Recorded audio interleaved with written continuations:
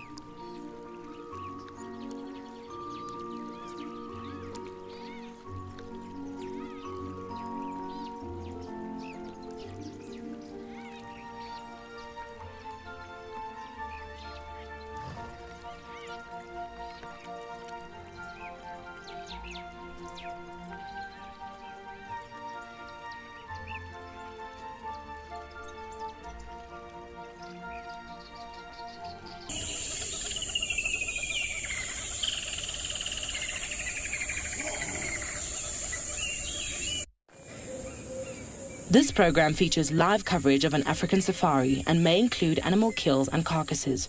Viewer discretion is advised. Good morning and welcome to and beyond Pindo Private Game Reserve, where we've got a beautiful herd of impala. Look at all those little lambs playing in the morning light. In amongst their mothers. Mums are all feeding. The youngsters are all playing in the cool of the morning. How exciting is this? What a way to start the morning. There's a whole bunch of inyala, a whole bunch of impala, and they're all busy feeding after the wonderful rain that we had last night. We're super excited to be out here this morning. Welcome to your very own live safari from the wilds of Africa.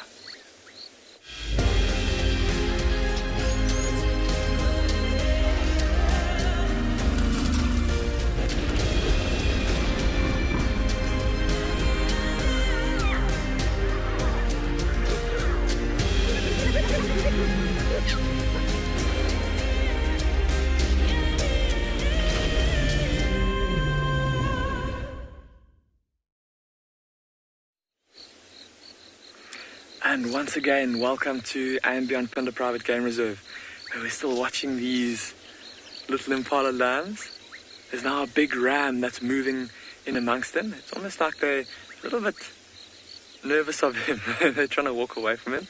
Or it might just be that they're coming towards us, looking for some fresh grass to feed on. Have a look at the size of him compared to them. My name is Damon, and behind the camera we've got Owen this morning. And we're going to be heading out into a pretty similar area to where we were yesterday evening. The sky looks a bit clearer though, so hopefully we don't get rained on like we did yesterday. Rain is of course always welcome, but the camera doesn't like the rain very much, let's put it that way. Look at all these little impala lambs, they're so cute. I can't believe how relaxed they are. They're coming right up towards us.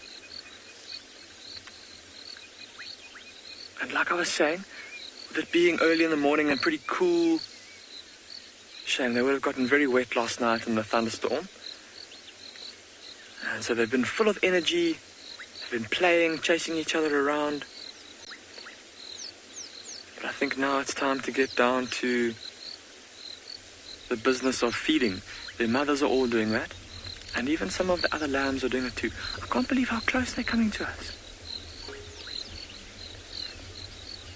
They're literally 5 meters from the front of the vehicle, everybody. Look how they keep shaking their legs out. Maybe a little bit stiff from lying down and sleeping. Or maybe a bit wet still.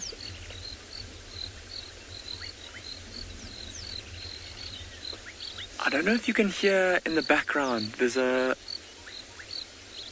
lost their nerve a little bit, just moving off into the bush. There's a kind of like a rapid vibrating sound. It's going.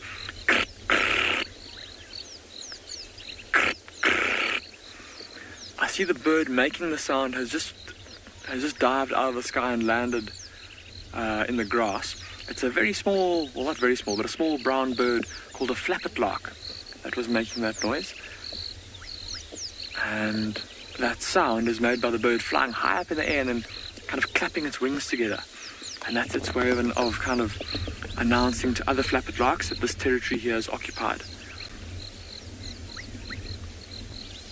And there's a whole bunch of birds that are calling around us in the cool of the morning. There's quite a prominent call. Can you hear that?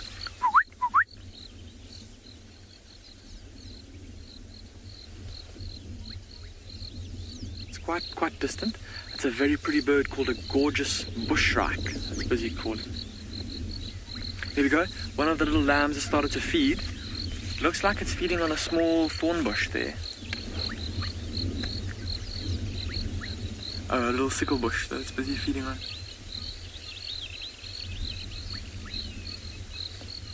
And look at how they're all grooming themselves, turning their heads sideways, and then using those teeth to comb through their fur. Apparently lots of you remarking on how cute these little lambs are. I don't think I've ever had them come so close to the vehicle like that, and to get such a good look at them is just really special. Their big eyes and their big ears. But I think for me my favorite thing is those long lanky legs. Look at them. Oh, okay, this is quite interesting. So see on the right hand side of the road, and I suppose on the left hand side too, there's 2 adult impala ewes, 2 adult female impala. Have a look at one of the lambs compared to that adult female, and look at how long the lamb's legs are in relation to the adult's legs. Can you see how they're almost the same length? And so as a result, those little lambs' bellies are basically at the same height as their mothers. And just imagine, and now is the perfect illustration. Now look how we're having to look past the mother to see the lamb, and see how, because that little lamb's legs are so long, it would blend in quite well into the herd, and you can't really see it sticking out in between the legs of the adult female. And just imagine for a predator that's maybe stalking around the outside of the herd looking in, obviously with a little lamb being much smaller and much more vulnerable, that'll be the easier target for the predator, like a cheetah or like a leopard, to try and catch. But with those lambs' legs being so long, their bellies being up at the same height as their mothers, they kind of blend into the herd pretty well, make it harder for a predator to spot the little one. Look at how mum is busy grooming her lamb, and it looks like the lamb is reciprocating with a bit of grooming. Oh, mum looks like she's loving that. Getting to all the hard to reach spots behind mum's ears, behind her head, And now Mom doing the same for her little baby.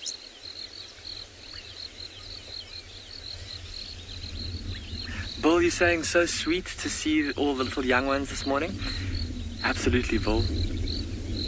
Very special time of year to see all these little impala lambs. We've been seeing lots of little warthog piglets, and we've been seeing even a couple of little wildebeest calves as well, all young that are seasonal, that are only born at certain times of year and that are all born at the same time. And like I was mentioning, that kind of survival. Oh, there's the flapper lark. It's flown up again. We're going to see if Owen can get it on camera. There's a big challenge for Owen first thing in the morning. Oh, he's got him. Look at that. So did you see how it was flying up? It's just dived down again into the grass. But did you see how it was flying up and then clapping its wings together, making that sound? And I'm hoping that that's a new bird species for those of you that are keeping Wild Earth life lists. And if it is a new one for you, I'd love to know what number it is. What a lovely start to the morning. Let's head across to Tswalu quickly so that they can say good morning to you.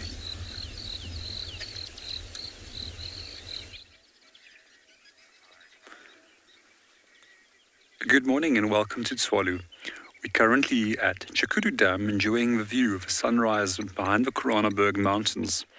So our game plan for the day is to start following up on meerkats. My name is JP LaRue, and behind the camera we've got Davi.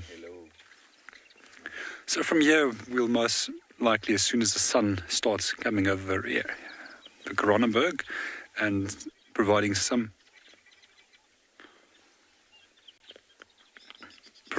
heat, we'll be heading towards the burrow systems where the meerkats is located. From there, we also would like to try and see if we can locate on bat-eared fox and some Cape fox.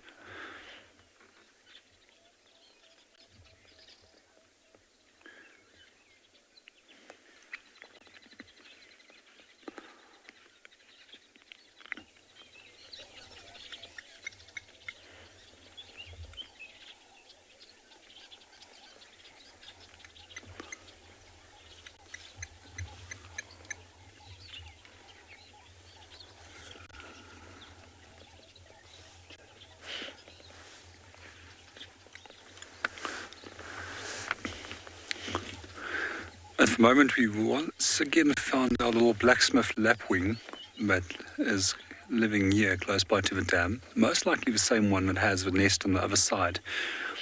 And it's slowly busy pecking away at little insects on the water's edge.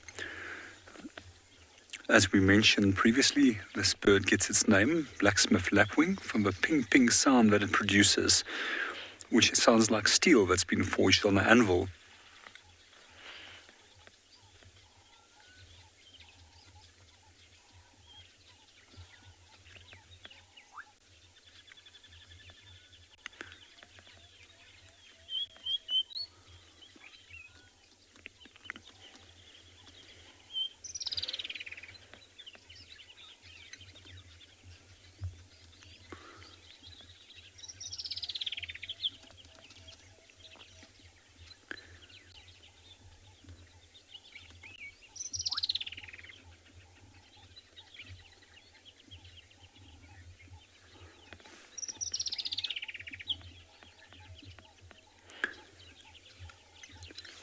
Good morning, Patricia. You're 100% right. It is so peaceful at the moment over here. And especially with the water and the light that's shining up from the back of a mountain, it's very easy actually just to spend a few hours at a waterhole like this and soak up all the tranquility. It's quite often also where you find most game by just simply patiently sitting and waiting for the animals to come to the waterhole.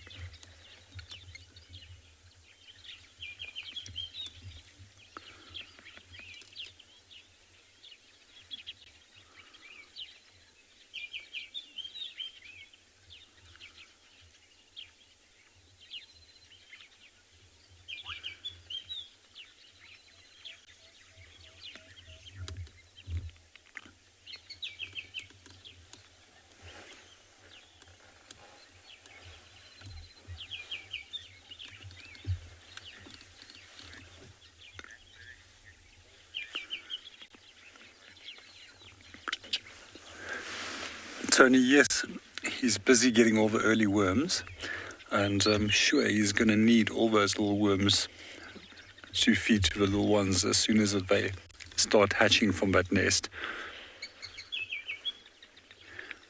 Also on the screen, we've got a helmeted guinea fowl, which is one of the two species of guinea fowls we have in South Africa. The other one is a species that's quite common in the Sunveld at Pindo. That's known as a crested guinea fowl. The helmeted guinea fowl that we have over here generally feeds on both grains, but also a large amount of ticks.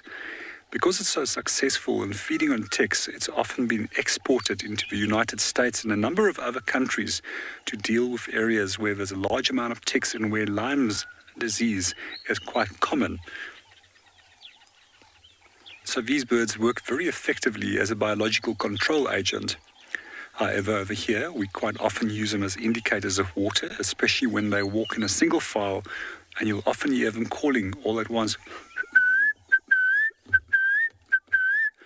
When you know that there's a very good chance that they are actually going to lead you to water.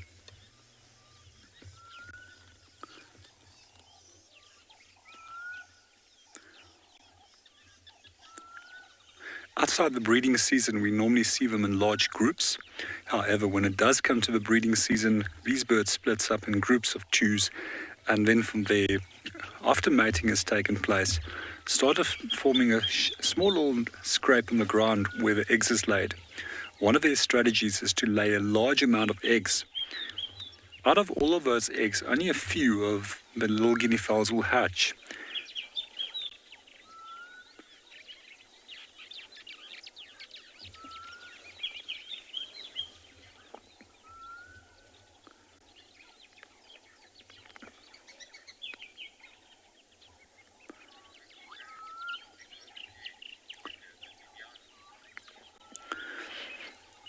From here, we're going to start moving on to go and visit the burrow systems for the meerkats and see if we can locate on them. But in the meanwhile, we're handing you over to Pindo, where they're enjoying a sighting of an Iala.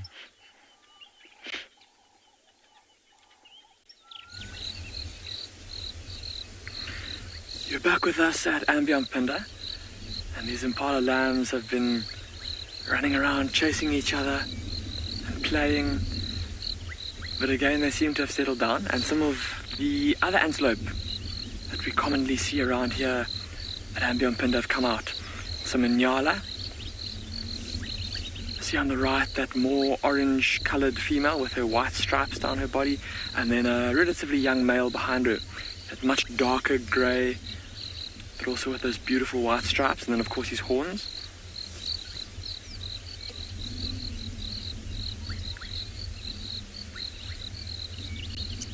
Also moving around, trying to get as much food in as possible early in the morning while it's nice and cool.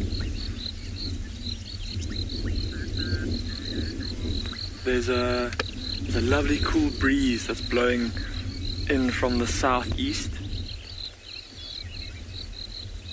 bringing a bit of respite from the last couple of days that have been absolutely sweltering. Sorry, Owen, there's an impala lamb that's suckling on the left here. Just to the right of that, I think it's a thorny karee. Look at that, everybody. There's a little lamb that's suckling. Look at its little tail is still swishing while it's suckling. And then those vigorous head movements, just like any other small herbivore, stimulating them, getting the milk to flow. Mom's had enough. Shaking her leg out, shame. But just imagine. I was saying to a little one, yo, you're being too rough. Calm down. And some more little lambs coming up. Look at that. Oh my goodness, look at that. Look what they're doing. Did you see how they were jumping and then almost kicking their back legs out behind them? Kind of like a... Look, you're still doing it. But don't do it behind the bush. Come on, come out into the open and show us your agility. So that behavior that we're doing now, do you see how they were, like I said, jumping up, kicking their back legs out, and they'll often kind of run around like that with that kind of rocking horse motion as they jump up and down. And I don't know if any of you have ever seen that before. It's a behavior that is referred to as stotting. And it's something that impala do, it's thought to show their fitness, it's a means for them to demonstrate their fitness. And they often do it when they're being chased by predators, especially predators like wild dogs, coursing predators that rely on stamina to run down their prey. And so they'll do that to show off to the predator, say, look, I can run away from you and still do this eccentric maneuver. That's how confident I am in my ability to escape you. So you shouldn't chase me. Don't chase me. I'm going to get away from you. I'm fit enough to escape you. It also looks quite fun, which is maybe why the little lambs are doing it. Just practicing those maneuvers and that behavior for later on in life, or maybe, who knows, maybe even later today, if they get chased by a predator and they need to escape. Of course, these impalas, for those of you that have been to the bush before, you've probably seen a lot of impalas. So if you're saying impressive impala gymnastics, speaking of impala gymnastics, look at the ram, he's now chasing one of the ewes. There he goes up along the hillside. Listen to the snorting. She's coming around again. Oh, she's going to go behind the car, but she'll come back on the left-hand side. Oh, never mind. Right past the vehicle.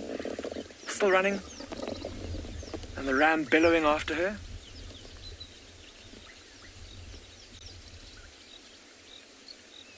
So that's a behavior that we normally see during the rutting season with impala, which is kind of around April, May time of the year, where the males are competing with each other and trying to keep the herds of females within their territory so that they can mate with them when they come into estrus. But it's not unusual, though, even out of the breeding season like we are now, to see a ram every now and then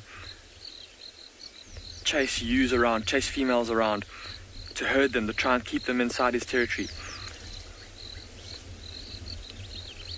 See how there's just the one ram in amongst all these females. So this is more than likely this male's patch, his territory that he defends against other males.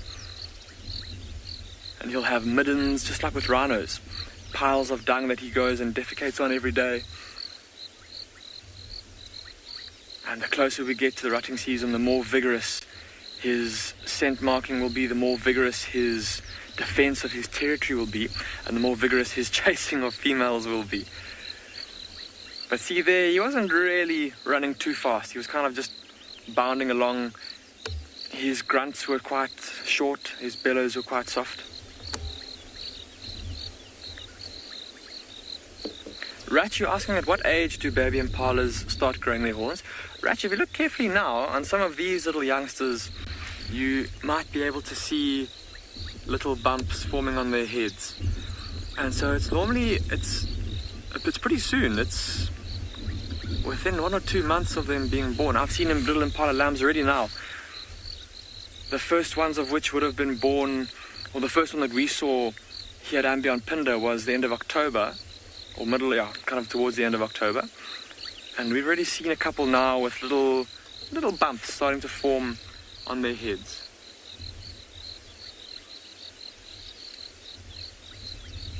I'm using my binoculars to see if I can see. There we go. Just to the right, Owen, of the ram, there's an impala lamb a little bit further back, and then just to the right of that one, there's another one that's facing kind of to the right and has its head down in the grass. It's very tough to see because they're very small. But it looks like it's it's just got 2 little black spots, or 2 little darker spots on the top of its head, right where the horns are going to start growing. And interesting to see already, there's a couple of lambs that are even practicing their sparring. They haven't got long enough horns to lock with each other yet to start fighting, but they're already starting to practice practice for later on in life, when as adult rams they'll have to fight for females during the rutting season. So yeah, probably around 2 months is when we start to see those little bumps forming on top of their heads. Ooh, apparently Ambient Ngala has found some predators for you this morning. So let's leave these impala for now. I think Owen and I are also going to continue making our way a little bit further north from here to go see what else we can find for you. Let's go across to Ngala to see what they found.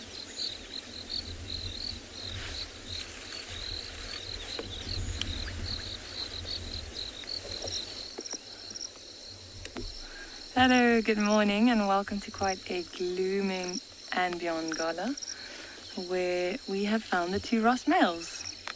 So they've actually traveled quite a distance from where we had them yesterday. They were in the eastern parts of the reserve, and now we've just found them in the central parts. And they're already asleep. My name is Marna, and with me on camera is BK. So I'm going to quickly show you on the map how far they've traveled.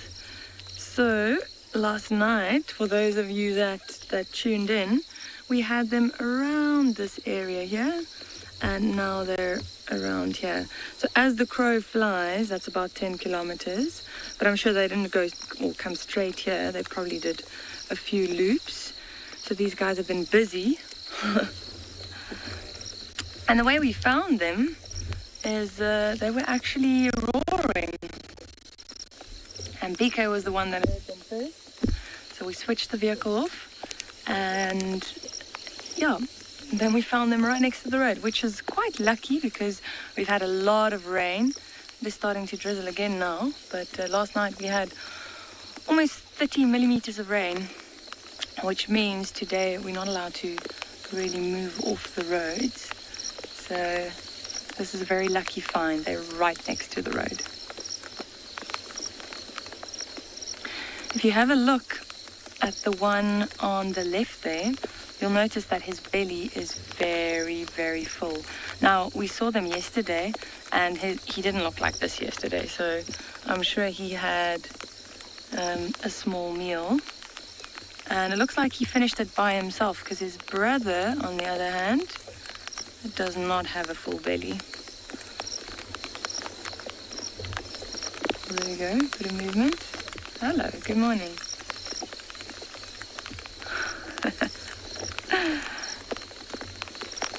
Oh, he looks grumpy.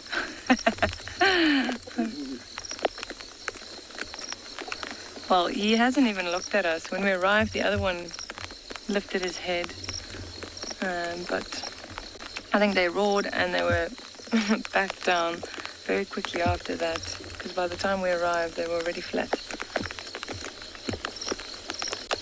Maybe he's grumpy about this rain that's falling now.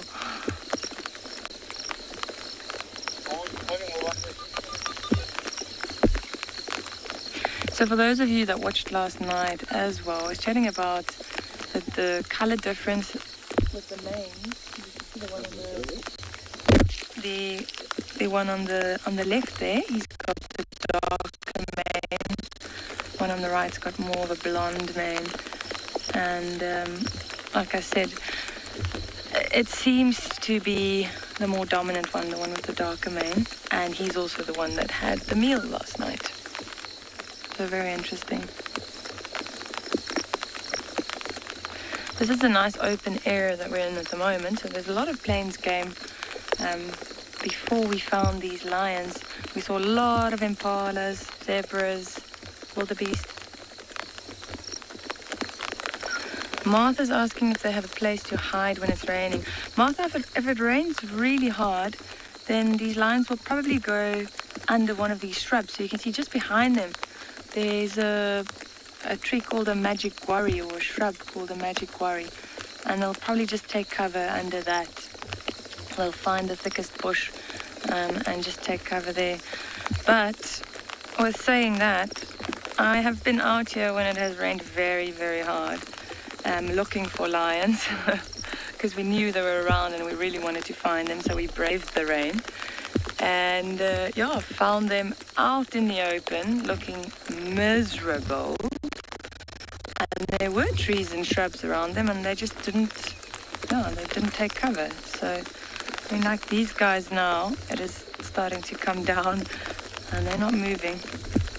But but I'm sure they will soon.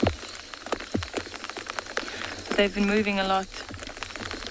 And like I showed you, they've traveled quite a distance, and it looks like they're hunted as well, so I think they're quite tired.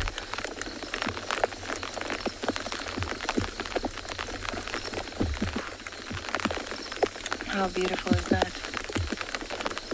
So nice to be with lions when they actually have their heads up, you know, when they're alert and doing something. They're not doing much, but at least they're looking around.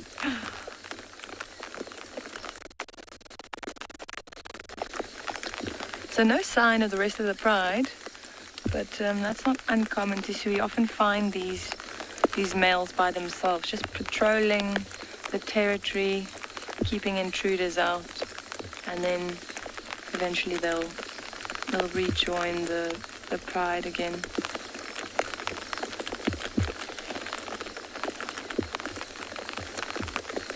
One on the left's winking at us.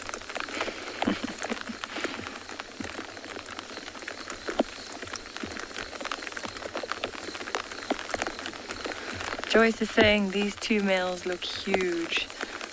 Yeah, seeing them by themselves like this, they look very, very big. And they are. I mean, male lions will go up to 250 kilograms. I don't think these two are quite as heavy. I mentioned yesterday as well, they're not the big male lions I've ever seen, but I mean, they are they are big. They're big cats. And compared to the females, they are slightly bigger. And those manes make them look even bigger than they really are. And that is the function of the mane as well. So to intimidate other male lions, or other lions in general. And then also when these males fight, they often go for the head. And you can imagine that fluffy mane will act as cushioning for the head. I'm looking very happy.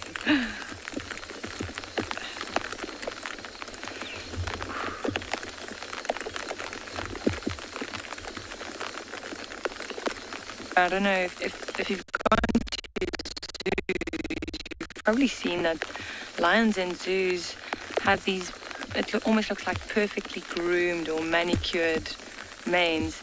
And it's because they don't fight. You know, the guys, or the lions out here, they have to fight, so they often lose parts of the mane when they're in a battle with another male. All right, I think we're going to move on. The rain is starting to come down a little bit harder. We're going to send you off to a different location.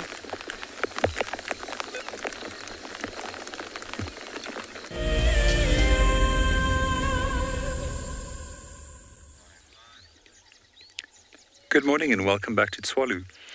We just currently got to one of the places where we suspect that the meerkats have gone down, and meanwhile we're treating you to that little sunrise. So from here we're most likely going to start walking in to the site where they went down last night and see if they will start popping up. So at Tswalu we also have a number of people that specifically work on habituating a small group of meerkats for us. So what they will do is they will daily follow them, see where they go down in the evening, as well as where they come up in the morning. And then for most of the morning, they will follow them. So by simply associating with the meerkats, they get used to them. However, if we do leave them for more than 9 days, they often become wild again, and the whole habituation process must start from the beginning.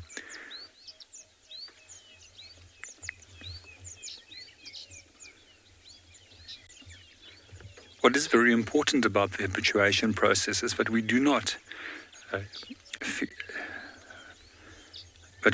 alter their natural behavior in any way.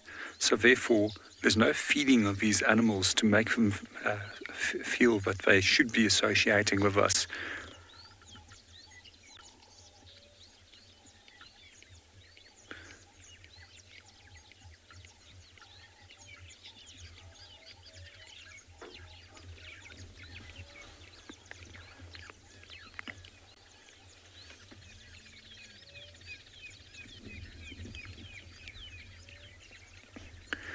From here, we're going to take a short walk, see if we can go and locate on our meerkats.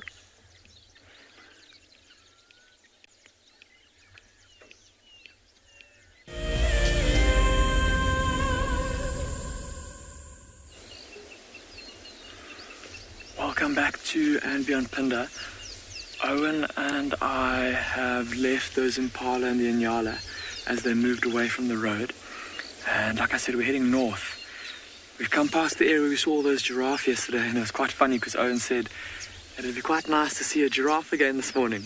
And the words weren't even out of his mouth yet. And he spotted this giraffe. And have a look. I'm going to use my binoculars. You guys can use the zoom of the camera. Look on top of her head. See those thin horns that kind of taper in the middle and then get a bit wider towards the tops? And see how the tips are pointed and furry like a paintbrush. And that's how we can tell this is a female. Also, have a look at her mouth. See how she's busy chewing. But she hasn't reached down to any of the bushes, so she's ruminating. She's chewing the cud, just like a cow. And then swishing that long tail to swat the flies away. It's quite a picturesque scene, how she's going down the road. All those puddles from last night's rain.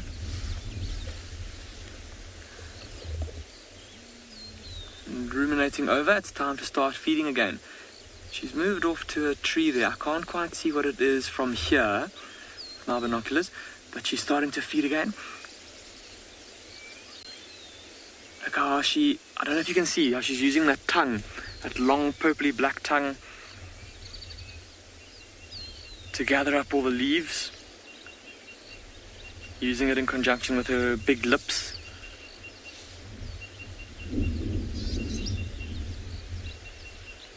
To gather up food. And there were so many giraffe in this area yesterday. I'm sure there must be one or two more somewhere in the nearby vicinity. Remember earlier I was saying how there's a wind that's blowing from the southeast. And see how this giraffe has walked from the road to the right. So she's walking into the wind. She's walking kind of in an easterly or southeasterly direction, so walking into the wind and feeding into the wind. And some of you may have heard about how some trees... Ooh, what has she seen?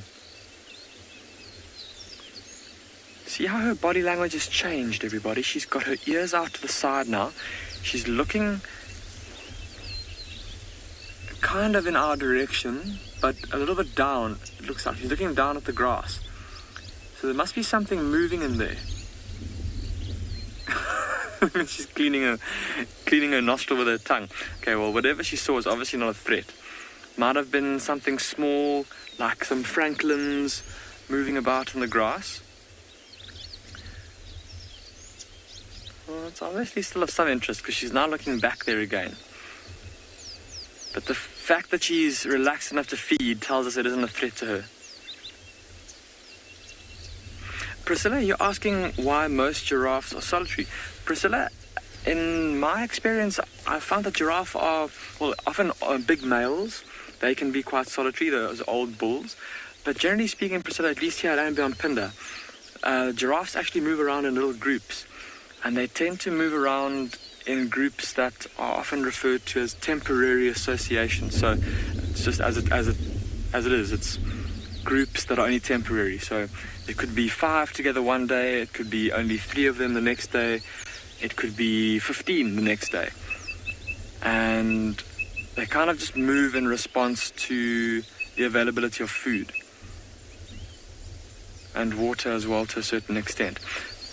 But for them, of course, there's safety in numbers. Having more eyes and ears and nostrils to keep a lookout for danger is obviously very important to them. But Priscilla, there's another interesting thing that I've heard recently from a colleague of mine who spent some time with some giraffe researchers up in East Africa. And he was telling me that apparently the researchers found that giraffes different to like lions, like the lions that you've been seeing up at Ambient and Gala, and the meerkats that you're going to go and look for over at Tswalu, that normally form groups with family members. Giraffes, at least according to the study, seem to prefer friends over family, which I thought was quite interesting. But like I said, it's not always the same couple that are together. And Priscilla, it may be that she is alone for now. I suppose a female that's about to give birth, she'd go off by herself to have her little one. And then, like I was saying, I've often seen old males by themselves too. But not to say that they won't join up again with females or bands of younger males sporadically, especially around good food sources.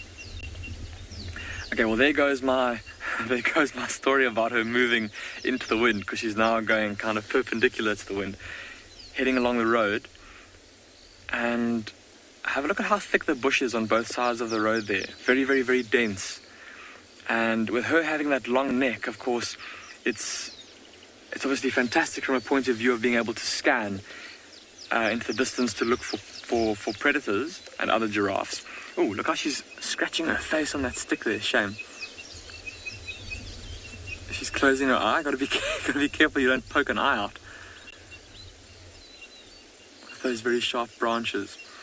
But as I was saying, the long neck being fantastic to help her scan for danger, but in very thick bush, it can almost be a bit of a disadvantage because her head is so high above the thicket that she can't see what's underneath the thicket. Whereas for something like an impala or an nyala being lower to the ground, they can look underneath the bushes a bit better to see if there's, or they'd be better able to detect the movement of maybe a leopard or a lion or something lying in ambush there. Whereas for the giraffe, even with her fantastic eyesight, she might miss that. And so I've often noticed that giraffe tend to kind of steer clear of very, very, very dense areas, which is quite strange because you think, I mean, they feed on leaves and feed on branches, or feed on leaves, on trees, that they'd spend more time in areas where their food is abundant. But I've often noticed that they tend to feed on the edges of thickets rather than going deep into the thicket, where they would A, be less likely to be able to spot danger, and B, be hampered in terms of their mobility, in terms of being able to escape. And that reminds me of a story. I remember, I think it was about a year and a half ago, we were driving a group of guests, and we'd had a lovely morning. We were on our way back to the lodge, and we came across this enormous male giraffe standing next to the road. He was maybe about 15 meters off the road on the left-hand side, and he was busy feeding on the tops of a balloon thorn thicket, which is a very dense, thick bush full of horrible thorns. And to give you an idea of, I think I've shown them to you before, but to give you an idea of how vicious these thorns are, the Zulu people call the balloon thorn ibamba impala, which means to catch an impala, because those thorns are so vicious and so hooked. And there's so many of them in the bush that if an impala jumps into the bush, it will get caught and it will be stuck tight in that bush. And so this giraffe was feeding there, and it was feeding in a kind of a channel between the two bushes where there was space. And it was standing there on the left-hand side of the vehicle, and we were watching him, and it was wonderful to see him feeding. And on the other side of him, we didn't notice there was a herd of impala a bit further in, and then a herd of wildebeest between the impala and the giraffe. And suddenly something panicked the impala. I don't know what it was. It might have been a leopard that tried to attack them, but the impala panicked. They started snorting, and they all came running down this channel of balloon thorns straight towards the wildebeest. The wildebeest just saw impala running and snort, or had heard them snorting, and so they panicked and also ran towards us. And the giraffe just saw all of these wildebeest and impala come like stampeding towards it, so he thought he'd better run too. But of course, we had inadvertently blocked the channel, and so there was only one way for him to go, because he couldn't go back down the stream of wildebeest and impala towards the danger. And so he came running towards us, and there was literally nowhere for him to go. And he came, I thought that he was going to run and jump over the car. And shame, the tracker that I was working with, his name is Muzi, and he obviously sits up on the tracker seat in the front there. And he had been sitting with his legs off to the side, and this giraffe came straight to us, and I thought that he was going to trample us. So I stood up and I started waving my arms and shouting at him. And the giraffe, luckily, at the last second, he kind of sidestepped. He stood right next to the vehicle, and then he pushed off sideways and went past the front of the vehicle. And shame, Muzi had to rip his legs around. Luckily, he had some pretty good core strength. Ripped his legs around, legs landed up on the bonnet of the vehicle, on the hood of the vehicle, and the giraffe brushed past and then ran down the road. I was convinced the giraffe touched the vehicle. Muzi said it didn't, but it was that close. So, yeah, better not for a giraffe. I mean, like I was saying, a giraffe can be quite nervous when moving around in slightly thicker bush like that. That giraffe seems to have moved off a little bit down the road there. I'm gonna see if we can try and get a slightly better view of it. We'll keep on heading down the road here, but just before I do that, I don't know if you can hear.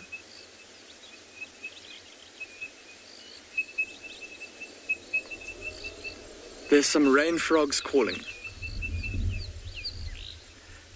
And I don't know if you hear that very high pitched beep, beep, beep, beep, beep, beep, beep. It's quite faint, but here at Pindo, and I think that Ross has managed to show you one before. We get a very special kind of rain frog here that is, as far as we know, known only from this reserve, and it's called a Pindo Rainfrog. It was discovered here at Pindo a couple of years ago by our specialist guide, and I've been talking to Owen about this frog since yesterday afternoon, because it would be really phenomenal to get to show you one on drive. And I actually spent yesterday pottering around in the thick grass trying to find one. I would hear it calling, and then I would go to where it was and try to see it, and as soon as I got anywhere near it would be quiet. So didn't have any luck, but we've been seeing lots of termite alates that have been flying out. There's a little bird that's just landed on the bush in front of us there, Owen. Lots of termite alates that have been flying up out of the ground. The little bird has moved. I think he's just being still. Oh no, there he goes. It looks like a yellow-fronted canary, a male. Very bright yellow front, yellow eyebrows, lots of yellow on the chest and on the throat. But I was just saying to Owen yesterday that our best bet, our best chance at finding one of these rain frogs would be to try and find a termite alate eruption where there's lots of termite alates coming out the ground. And last night we had an explosion of them because of the rain. There were so many of them.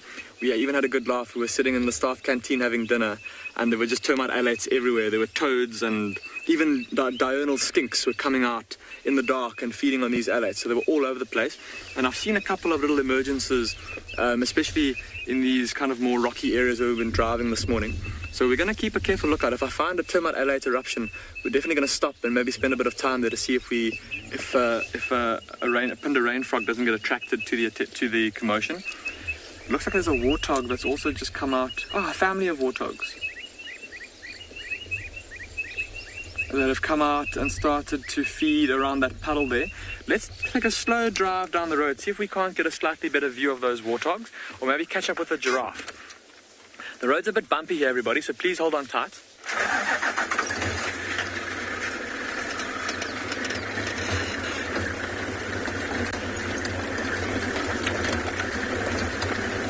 We'll just take it nice and slow so we don't get thrown out the vehicle.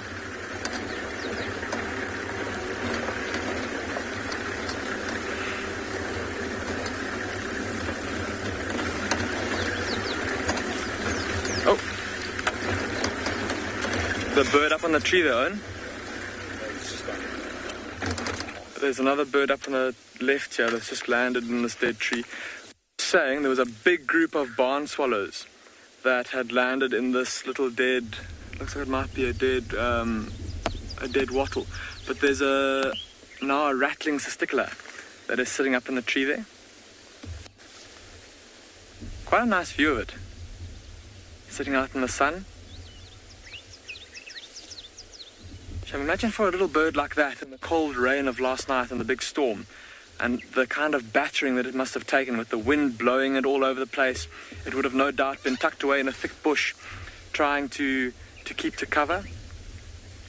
I would have had to use all of its grip strength in those little feet to stay anchored to its perch.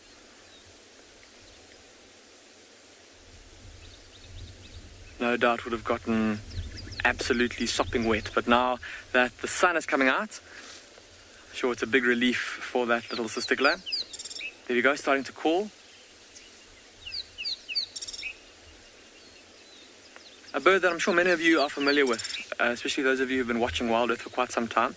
Quite a common bird in the low veld of South Africa and kind of mainly the eastern half of South Africa, in the bush veld. And that call, very distinctive, but also it can be quite difficult for people new to the bush to discern. Inga, you're asking me if it's a male or a female. I'm not 100% sure. I'm going to get out my Roberts or my bird book quickly just to see if I can see if there is a way to discern between male and female. As far as I know, they do look alike. The fact that it's calling, though, might suggest that it is a male.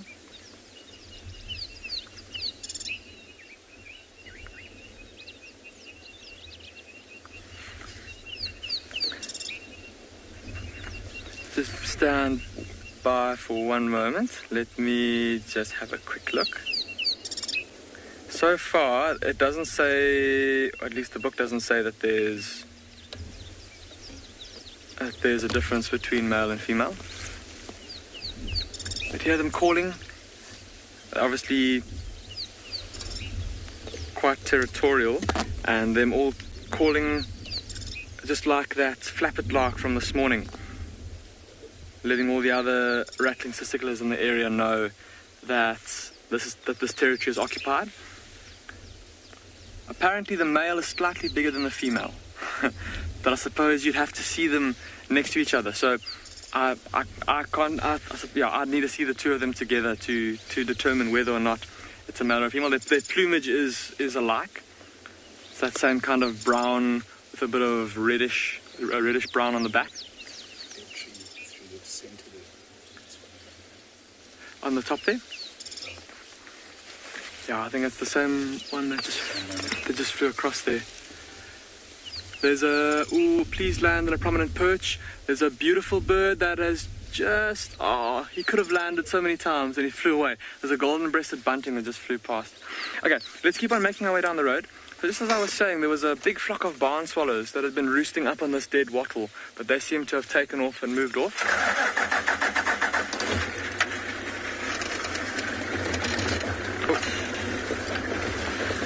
Let's keep making our way down the road.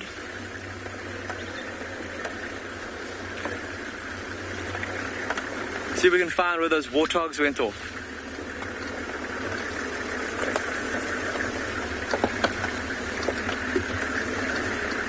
Owen and I were just chatting this morning, saying how lovely it is. I mean, the rain, lovely for many reasons.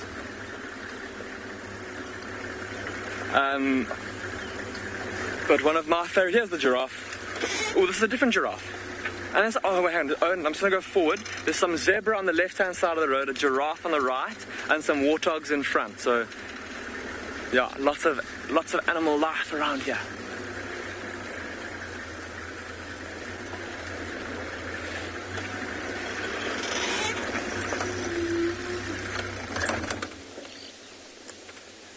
Lena, you're asking me what my favorite bird is. Lena, that is a lot of birds that I love, and I kind of go in phases, but I think my all-time favorite bird, Lena, must be a Verreaux's eagle owl. They are just the most incredible birds of prey. Massive talons, and they're kind of the silent assassins of the night, the terror of the night, if you will. Their size and their powerful talons and their silence as well in terms of hunting. They take an amazing array of prey, Lena, and that's one of the reasons, I know it sounds quite grim, but that's one of the reasons why I like them so much. They've been known to hunt everything from hares to other owls that are almost the same size as them. Secretary birds, I think, have been recorded killing secretary birds, which are quite a bit bigger than they are. I don't know if you were watching a couple of months ago, we filmed one with a thick-tailed bush baby that it had killed and was busy eating. Well, it wasn't busy eating, it was just sitting there with its kill and its talons, and we waited for quite some time hoping that we get to see it eating, but it never did. They're also very pretty with those like pink eyelids. I'm going to put it up in the bird book so that I can show it to you, for those of you that have never seen one before. Pink eyelids and then the black sideburns down the side of their face. Also love their call, and they always remind me of growing up, going to the bush with my family, the area where we used to go every year on kind of an annual pilgrimage, if you will, with my late grandmother and late grandfather. And we'd always go there every year, same time of year. And the Verreaux's eagle owl was quite a, I want to say a common bird, but we had good success with finding them in the dry riverbeds of that area, and it was always a challenge to try and find one. And then we'd spend a good amount of time watching them. We used to hear them calling around camp quite often too.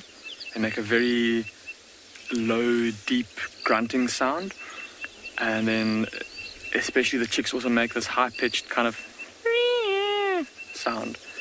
It wasn't a very good imitation, but it's something like that. And then their normal call is this deep grunting.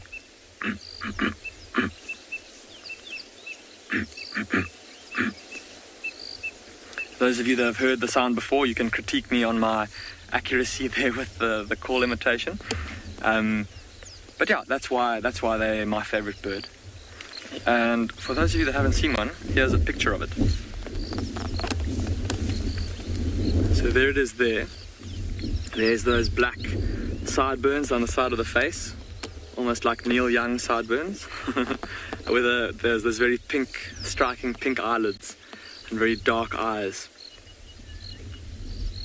And then just beautiful plumage, the grey along the wings with that white. Those little ear tufts. Look at the size of those talons as well. Apparently, I was looking in one of my tracks and signs books. Those talons, apparently, if you measure the size of the track on the ground, it's apparently not that much smaller in terms of length than the paw of a male lion. So that's an idea for how big those talons are. There's my hand. They're probably about that long, somewhere around there, or the track at least is about that long. Yeah, incredibly powerful birds. I've actually watched one that was presumably trying to hunt fish. We were sitting on a bridge over a river late one night, and there was a dried up. It was also in winter time, and there was a dried up pool, and there were all these tilapia that were stuck in this tiny little pool, swirling around. In the daytime there'd been storks and herons and all kinds of fish-eating birds that were trying to catch these little fish. And then we found this eagle owl sitting, watching the water very intently, staring and waiting. We never got to see it swoop down and try to catch a fish, but it was staring there, so maybe it tried a bit later. Look at the zebra and how they've suddenly perked up their ears. Oh, sorry. A lovely little burst of activity though. Lovely to see the zebras, the giraffe, the warthogs, and a couple of birds. Owen and I are going to continue heading north, and we're going to see what else we can find for you this morning.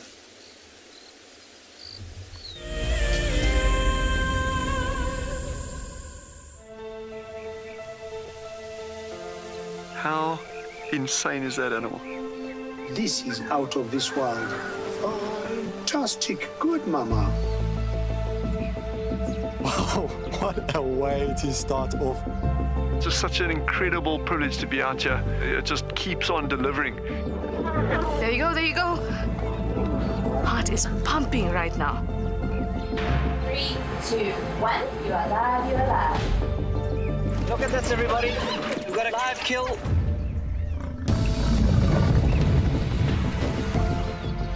The cock's holding the tail. It's holding tight. Lucky wildebeest. There's nowhere to go. This is a disaster in the making. Something that I have never seen before in my entire life that you are now watching live. My heart is in my mouth, everybody. Look at this. It's gonna make it. It's going, it's going.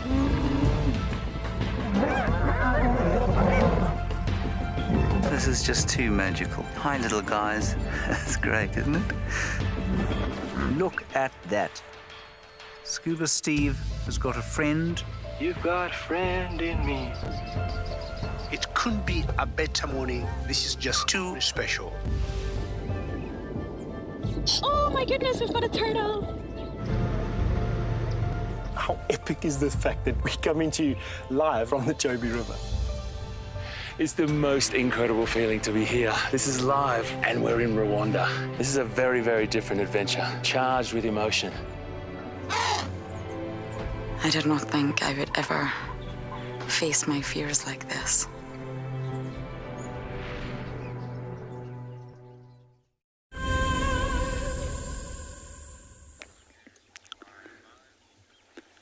Good morning and welcome back again to Tswalu. After 2 days of unsuccessfully trying to attempt to find the meerkats, we've eventually located them at one of the burrow systems which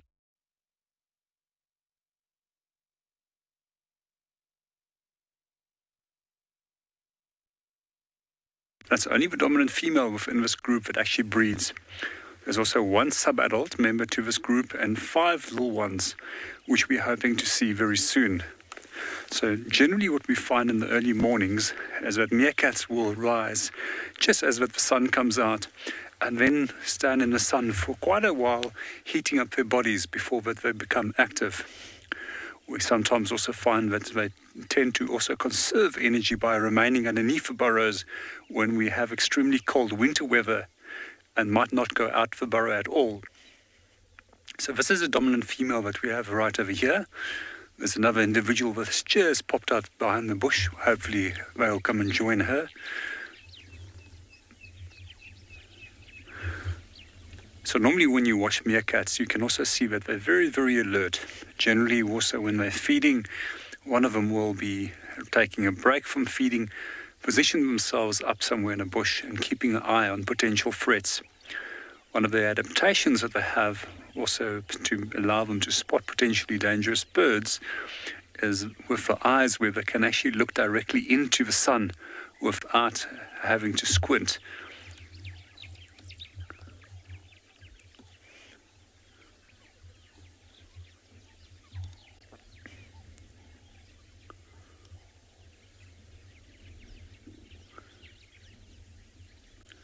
I find it also incredibly interesting that these little guys can also differentiate between,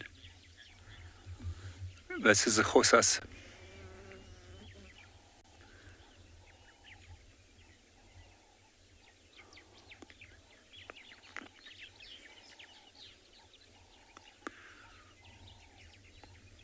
So just coming back to the meerkats. So this little group is known as the khosas. I know that most of you have been following the rock stars. However, we have not been able to locate them over the last few days.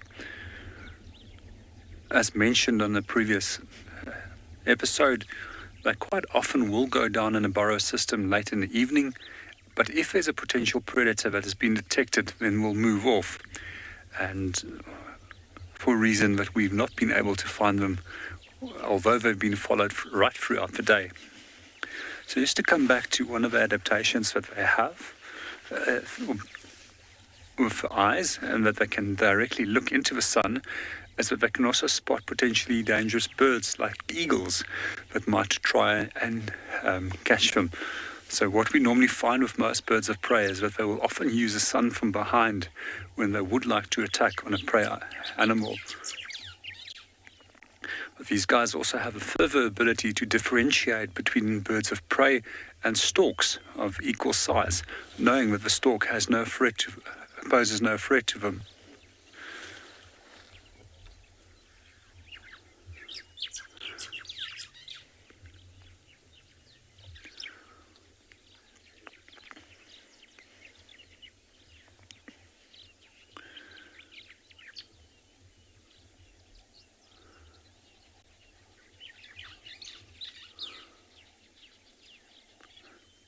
One of the local names for meerkats in this area is called stokstertjies. So quite often when they do run, they will keep their tails in an upright position, which acts as a visual communication cue that they can maintain contact with one another.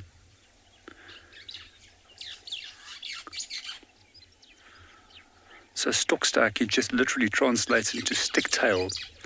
There's another name that also gets used for them, which is an atman, which means earthman, because of their lifestyle of living underground at night time and then coming up during the daytime.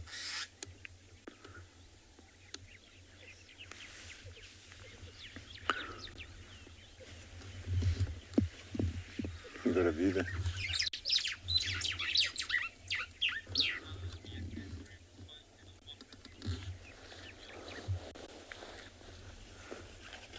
Good morning, Daniel. Just to answer that, we actually don't know where they are at the moment, but yes, they are in close vicinity, and they generally have territories between 1 and 2 square kilometers, which they will maintain. However, these groups don't really like to interact with one another, and quite often you'll see them on their boundary lines, but they might aggressively react towards one another. And sometimes the larger groups will fight with the smaller groups and then enter the territory of the other group. You just tell them I'm going to move the camera. We're just going to quickly move our camera. The meerkats have all just moved slightly to the northern side of this burrow system, where there's another little meerkat head popping its head out. So when we are working with meerkats, we tend to sit rather than to stand. We're also very cautious about how we move because of our shadows. If we create incredibly long shadows which cast directly on top of them, they often feel slightly intimidated by our presence. I'm just going to move slowly away from them and then reposition myself and assist Davy with the cameras.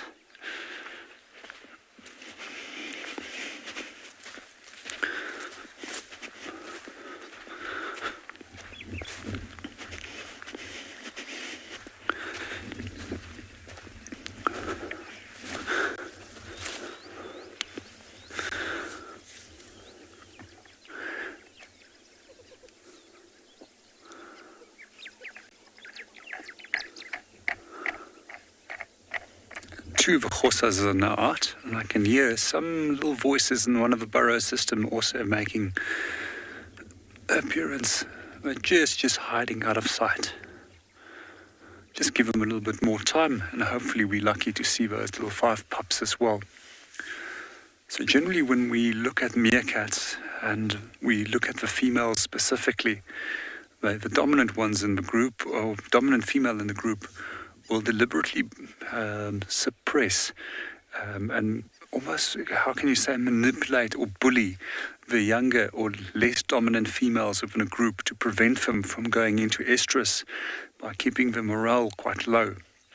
So the reason why they do this is that they would like to ensure that all resources in terms of food and energy where other individuals are assisting with feeding goes straight towards her young, and that there's a better chance for her young to be raised.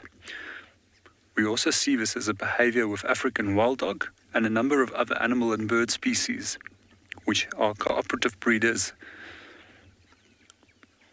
So quite often when it does come to feeding, you'll see that the whole group assist the little ones with feeding, and quite often these little meerkats will all move towards one of the adults that does have food with them.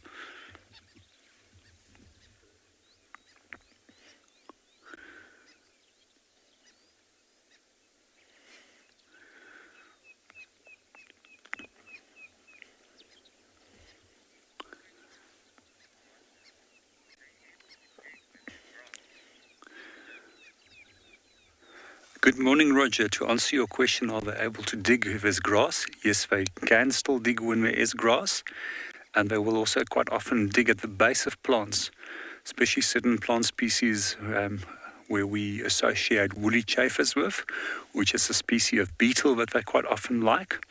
And then also when they dig for scorpions, they will also start sometimes digging at the base of plants and grass tufts, and then from there, sometimes as deep as 50 centimeters, I've seen them digging after scorpions. It's amazing to see how much soil they can excavate in a very, very short period of time.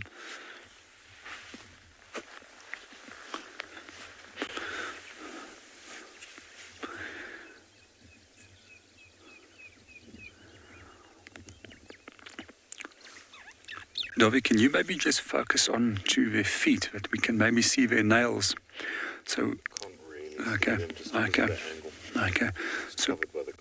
So So hopefully if they do change from position and we'll be able to zoom in onto them, you'll be able to see the very large front nails, which is specifically adapted for digging.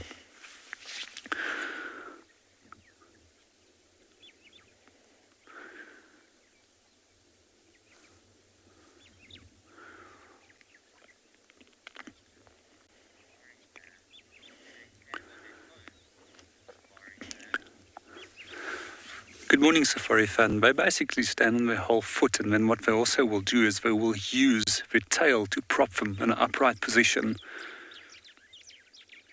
It's actually quite funny to watch them in the heat of the day when they're in this upright position and they start becoming tired of all the heat.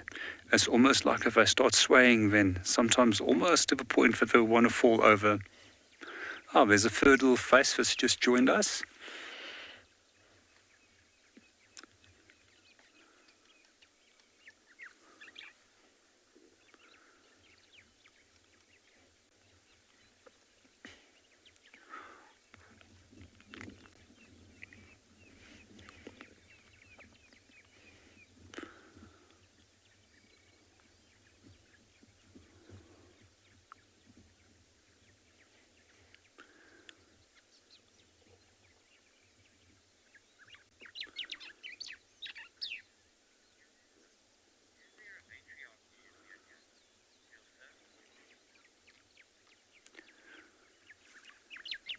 Good morning, Ilse. To answer your question with regards to matriarchy, if we look at the social structure, it's a dominant male and a dominant female that will be the sole breeders within that group. Then, as mentioned earlier, the dominant female will dominate as well as sort of bully that lesser dominant females or alpha or beta females to prevent them from going into a reproductive condition. But when it comes to dwarf mongoose, yes, then we do have some form of matriarchy on that side, again, where the female tends to be the more dominant of a species. Quite often when we do look at meerkats, a lot of people forget that there are actually mongooses. And out of all the mongoose species that we have in South Africa, there's only 4 of the mongoose species which is actually day-active species which are social. And all 4 of those social species are day-active. And these include the banded mongoose, which we often find in the eastern half of South Africa and the northern parts of South Africa. And then meerkats as we have over here, and the dwarf mongooses that we've been seeing on show, especially with the interesting interaction that Lauren had with the plated lizards and the dwarf mongoose the other day, and that comes to mind now. And then the last social species of mongoose is a yellow mongoose. However, we see them mostly feeding on their own. They also have small little groups which they return to at night time.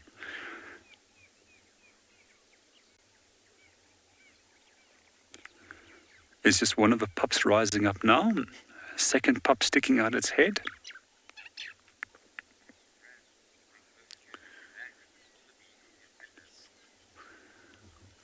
We're going to spend a little bit more time with these meerkats, see what happens, and hopefully we can follow them for a short distance while they forage.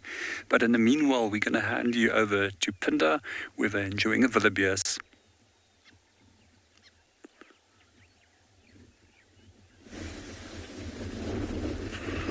Welcome back to Ambient Pindo, where the wind has picked up just a little bit. Owen and I have entered one of the clearings that we're going to be searching through this morning. And the very first thing that we found, we spotted it from quite a distance away, is this beautiful big wildebeest bull. Busy resting in the open clearing.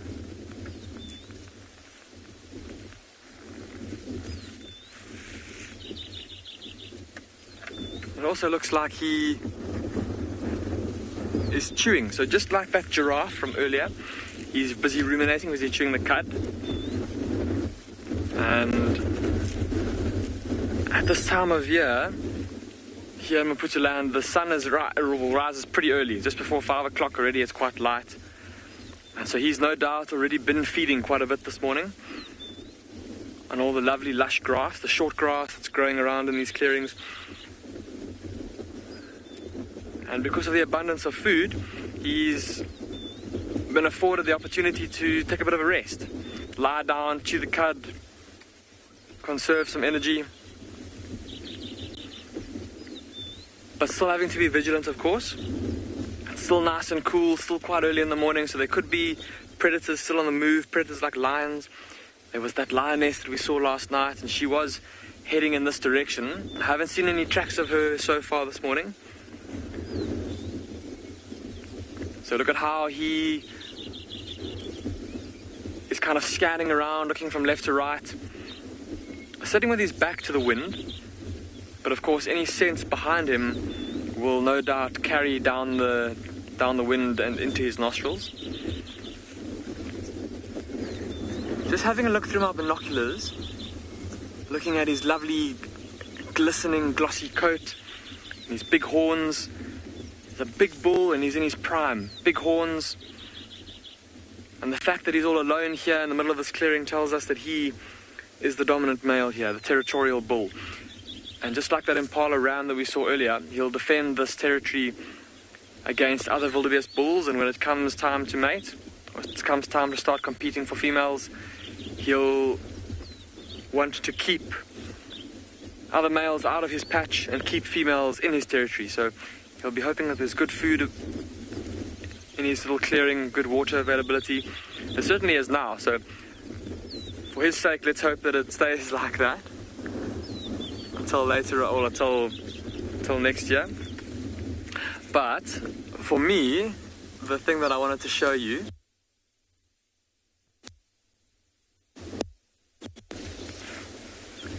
Simon, before I get into that, you've asked a very interesting question, and I'm going to use my mammal book to answer it for you because there's some nice pictures in here. You asked the difference between a blue wildebeest and a black wildebeest. So firstly, Simon, there's quite a size difference between the two, and if you wouldn't mind just coming and having a look here. So the blue wildebeest is a little bit bigger, but have a look there. There's a blue wildebeest. See the horns that come out to the side like that, a bit like a buffalo's horns, and there's that black forehead of the male, very big stocky body, bit of a black mane down his back, a black tail, and these kind of suede stripes that run down its body in the right light. In terms of actual size, they say for a male about up to 250 kilograms, a female normally about 180. See where the blue wildebeest is found as well? Mainly in the bushveld and the savanna areas of southern Africa, at least this particular subspecies.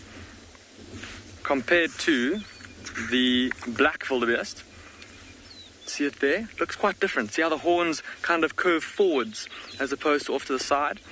It's got a white tail and then a kind of like a two-tone mohawk of a mane that stands up on its back. This big kind of black, almost like a male lion's mane in between his front legs over there. And look at this picture here. See how it's in grassland. They tend to be animals that are found only in the open grasslands of the high altitude, the plateau in the middle of South Africa. And in terms of their distribution, I mean, look at that. Pretty endemic. Only found in the internal or the inland, the high-veld grasslands of South Africa. Maybe into Lesotho a little bit, maybe into Swaziland a little bit. But yeah, much more restricted distribution. And quite a bit smaller. The male black wildebeest only gets about the same size as the female blue wildebeest, only about 180 kilograms. But yeah, both very similar antelope in terms of their habits, often living in big herds or moving around in big groups. But I was just going to say, have a look through your binoculars, everybody, or rather use the zoom of the camera, and look at the face of this blue wildebeest. So another handy little difference. I mentioned the black forehead in the book now. See how this wildebeest also has a black forehead? There's a bit of red sand on it, which I'm going to get to now. But that black forehead, that is a telltale sign. If you're not 100% sure if it's a male or a female wildebeest, a blue wildebeest, a big mature male like this will have a black forehead, whereas females and youngsters have got more of a reddish, orange, brown colored forehead. But back to the sand and the mud that's on the nose and the forehead on the face of this blue wildebeest. This is where he's been, or his one of his means of scent marking. So I mentioned that the impala ram, that he would have a midden of dung where he came to defecate. This blue wildebeest has the same thing. He's got a couple of piles of dung that he'll defecate on, just to keep his scent in the area, to advertise his presence. He's also got glands that might be quite tough to see now because of the fact that his face is covered in sand, and he's looking straight towards us. But just in front of his eyes, he's got little slits on the side of his nose, little glands that he'll also use. He'll rub them against trees and against the ground and give off the scent that also advertises his presence. And that kind of behavior, rubbing his face in the ground, often results in their faces getting covered in sand and mud, like this one. So with the rain last night, shame, his little patch where he goes and scent marks is obviously quite muddy, and as a result he's now got all this mud on his face. Excuse me.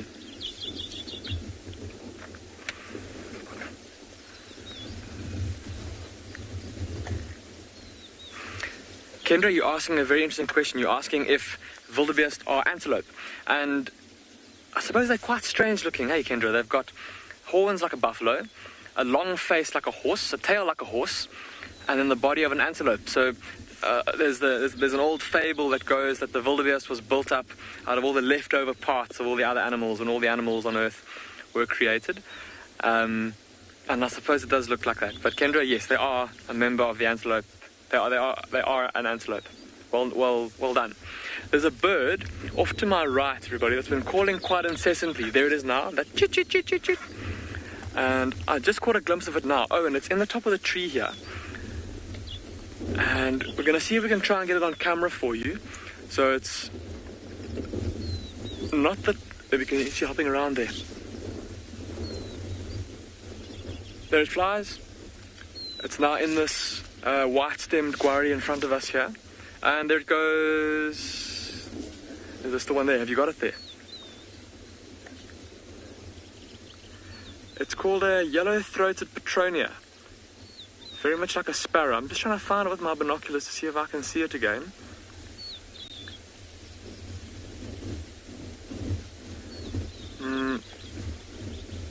I'm not seeing it anymore. I think it has... Oh yeah, it's gone further back. Darn it. Let me get the bird book out so I can show it to you. You can see what it looks like. As I said, a yellow-throated Petronia, very similar to a sparrow. And like the name suggests, it's got a lovely little yellow patch on its throat. That's not always easy to see. And so it can be quite... You can still hear it calling, it's taunting us. It's flown across the clearing. Page 486. There it is there. So there is the yellow-throated Petronia.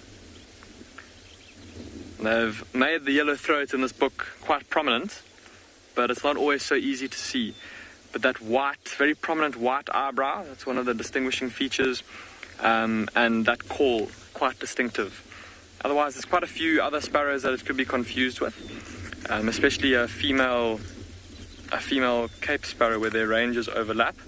So you can see there the female Cape sparrow, quite similar looking. Over there. And I suppose even a female house sparrow, there's a slight resemblance there. One of the many instances where knowing bird calls comes in handy. Oh, and just as we started speaking about birds, I mentioned those barn swallows earlier. Look at how they're now starting to fly low down over the ground here. Now that the sun is heating up a little bit and the wind has come up a little bit.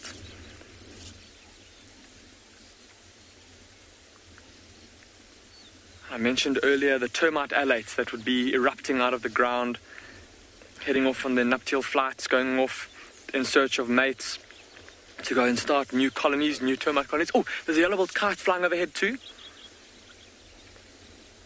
Amazing what the wind has done. That wind and a little bit of movement of air, and suddenly there's all kinds of birds flying around. Birds that hunt on the wing, can use the wind to their advantage to conserve energy. See how that yellow-billed kite isn't flapping its wings? It's just kind of having to angle its wings every now and then as it flies. Every now and then there's a flap to stop a stall, letting the wind do all the work and carry its weight. Apparently everybody's saying it's so majestic. A very majestic bird. It's, I suppose, not the biggest of the birds of prey, and certainly not, I suppose, the most elegant in terms of what it feeds on. Often feeds on carrion like a vulture, on just about anything really, termite alates as well. But that bouncy kind of buoyant flight is very elegant. And just like the barn swallows that have been flying around, it's a migratory bird, a bird that's arrived back in southern Africa quite some time ago already, but different to the swallow, which has come from Europe and Asia, and has come down here just to feed, not to breed, or at least the barn swallow. That kite has come from further north in Africa, and it's down here to breed. And of course also take advantage of the abundance of food that's down here at the moment. Now heading way off into the distance. Still flying quite low though. See how it kind of flies? It flies quite low at the ground, and it gains a bit of altitude and then comes back down. Cool, but it's now very, very far away. Lovely, a nice little stop. Lovely to see this wildebeest. And then, unfortunately, we didn't quite get that Petronia as nicely as it was when it was sitting out in the open calling. But let's keep on moving through these clearings, see what else we can find. Let's go across to Pridelands in the meantime, so that they can say good morning.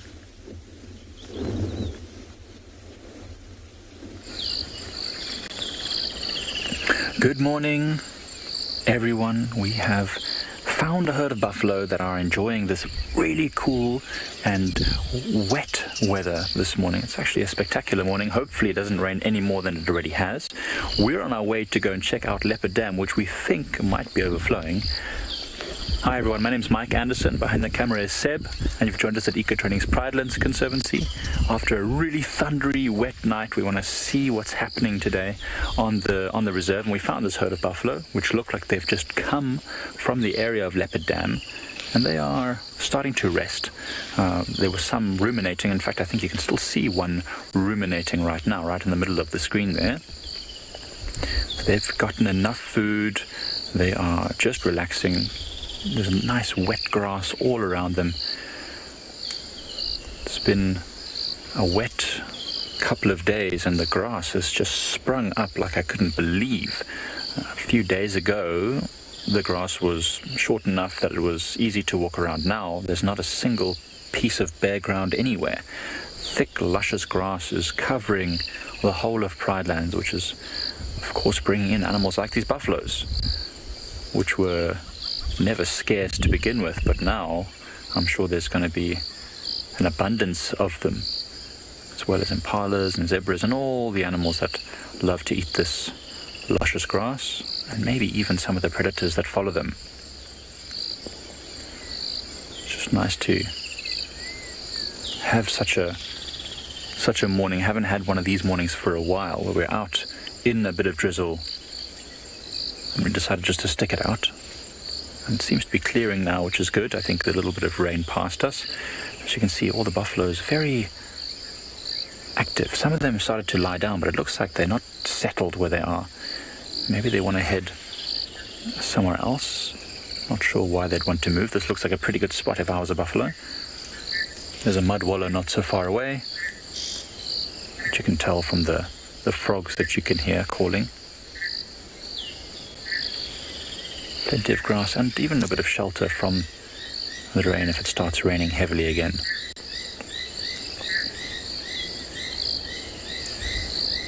Speaking of the frogs, we can hear both southern foam-nest frogs and sand frogs calling.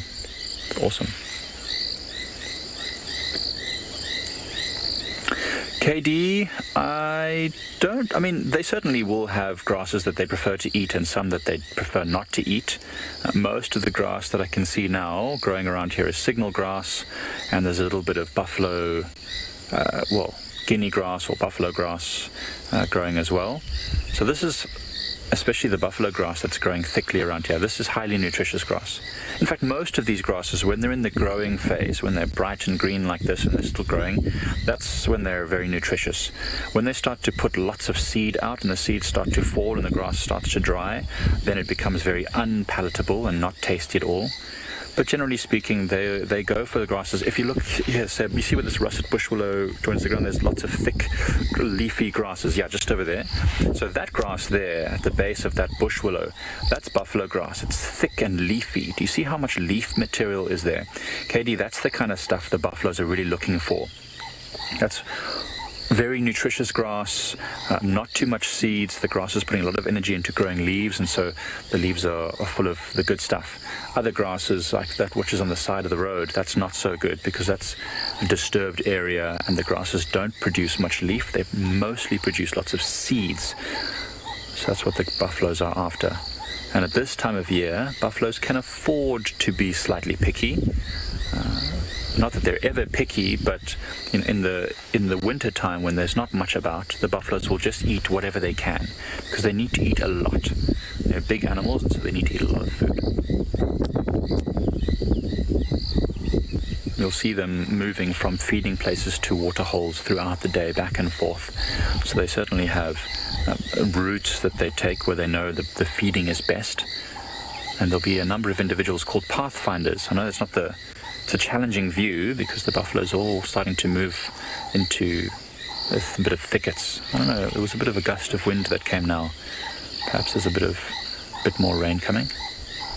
But the buffaloes will have pathfinders, some of the strong, young-ish males that will lead the herd from place to place, making sure that they take the safest routes. Joe, if this buffalo in the picture right now, if this buffalo, she's a female, if her horn broke off, it would never grow back. It would be incredibly painful.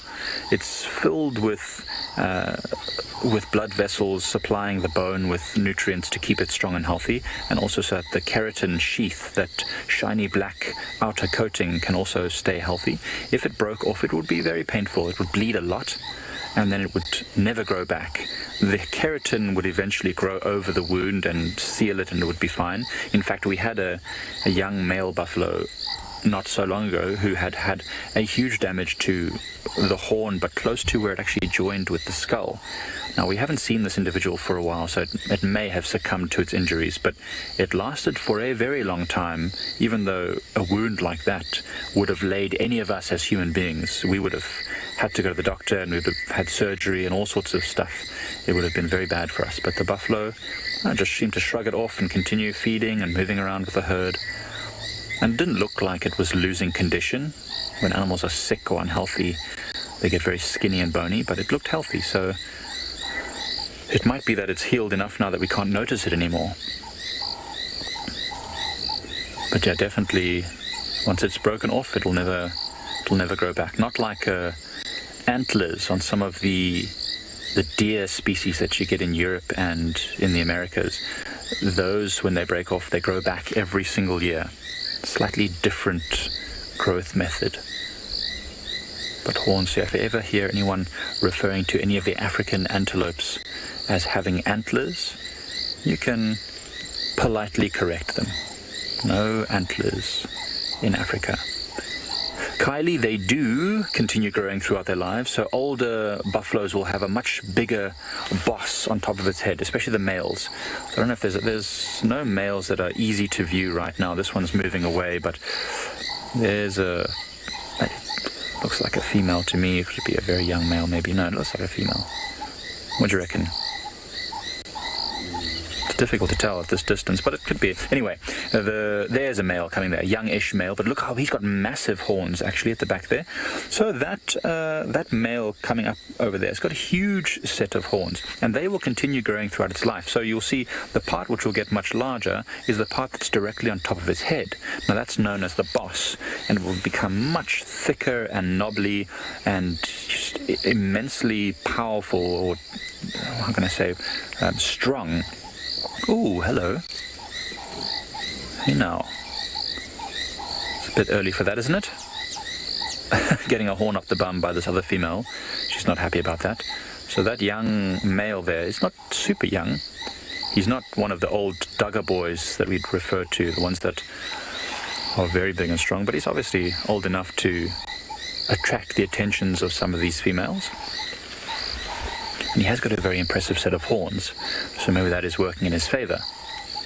It's like many animals, the more impressive you look, the more attractive you will be to potential mates.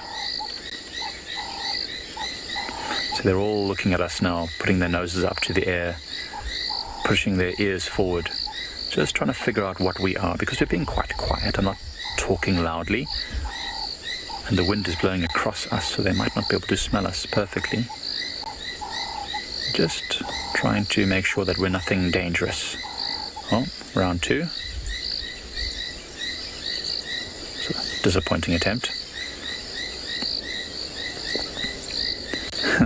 We're actually in this exact same area that on Seb's first drive we saw the giraffes mating. Exactly here. Miss Sunshine, buffaloes can vary in weight. I mean, depending on how much food they've got, the area and all that. But these buffaloes, the females will be anywhere between 400 and 600 kilograms, depending on their age. And if they're pregnant, they'll be a little bit heavier.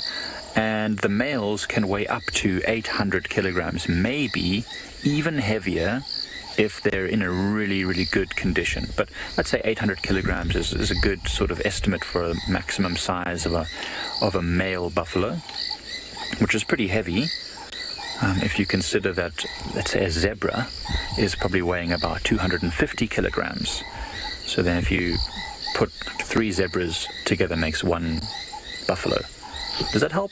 Maybe that helps you to visualize how heavy a buffalo is? Sure. Yeah. I'm going to stick with it. A buffalo weighs 3 zebras. So now they seem to be settling. Now I see a few more individuals starting to lie down. So what we're going to do is we're going to move off from these buffaloes and see what else is around.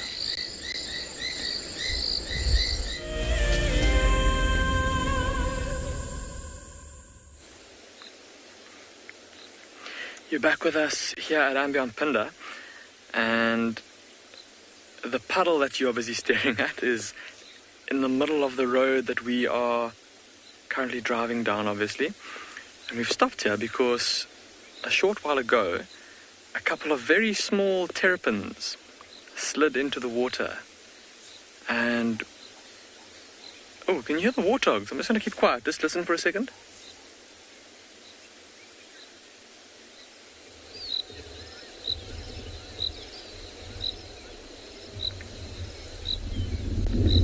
They've now gone quiet, but there were some warthogs sounded like some young piglets that were trying to suckle and not getting their way, or maybe some sub-adult warthogs getting pushed away by an older warthog. Just some gentle squeals. But coming back to the terrapins, so we saw a couple of little terrapins going into this little puddle here, and we're just trying to see if we can't get you a view of them. But they seem to have settled down now along the bottom there, or be moving around beneath the surface, because I can't even see a ripple for the time being.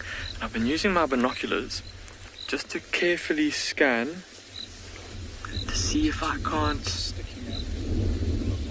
catch a glimpse of them. Oh, yeah. Owen's saying he thinks he might be able to see them, but we can't quite tell for sure. Anyway, it was worth a try. These little terrapins in here, no doubt looking for some food. Unfortunately, couldn't get you a view of them though.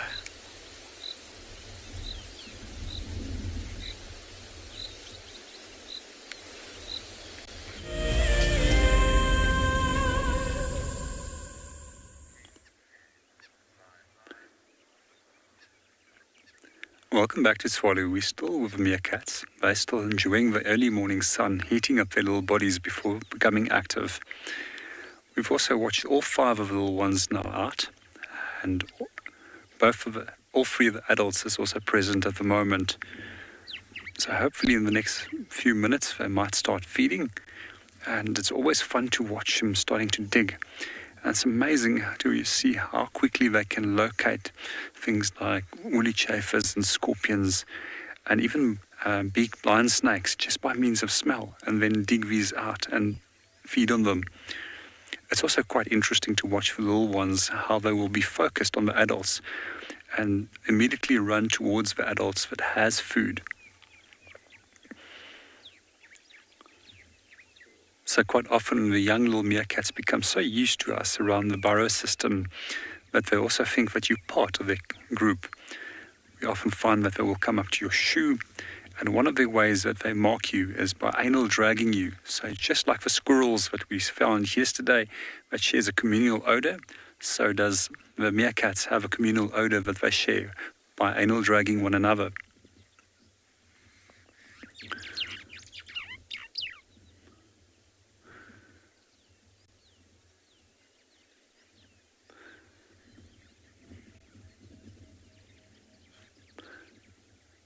So often as guides, we are told and taught very early in our career never to become attached to animals.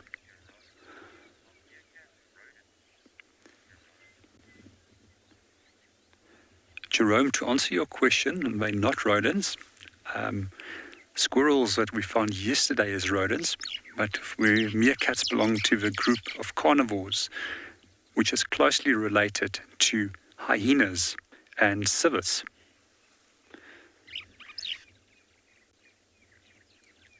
Also quite interesting, if we do look at the carnivore order, it's actually divided into two main groups. And the groups are the dog-like carnivores and the cat-like carnivores. Interestingly enough, that quite often when people think of hyenas, which is close relatives of meerkats, that they actually would be more likely to be placed within the dog group. These animals are all placed actually in the cat-like carnivore group.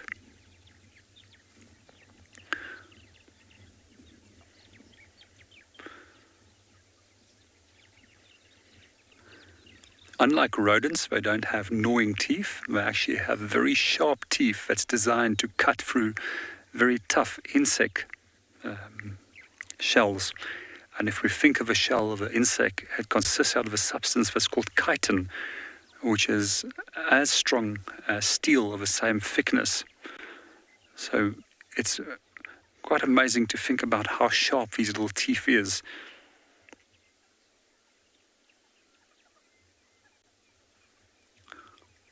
Yeah, the little ones are starting to move around now.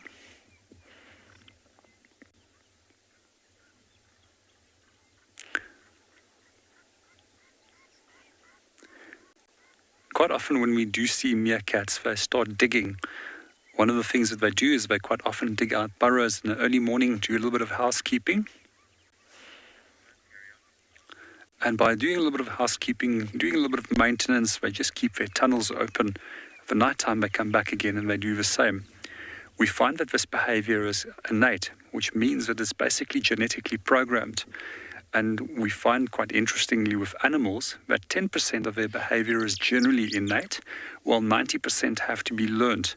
Unlike birds, which is 90% genetically programmed and only 10% that needs to be learned.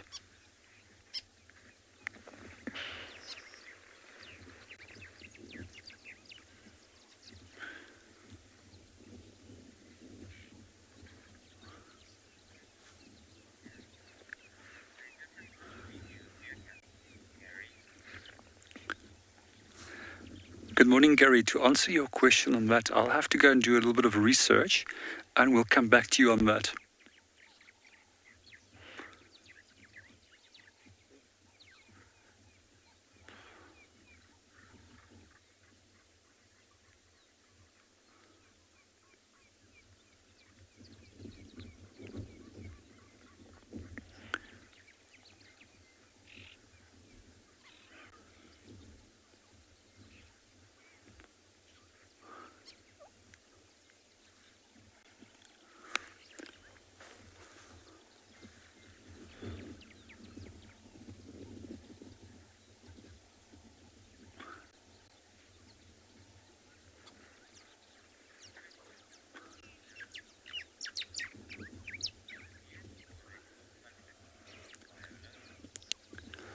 Good morning, Viola. To just answer your question, if they are still cycling or they're eating solids, they are already eating solids at this age.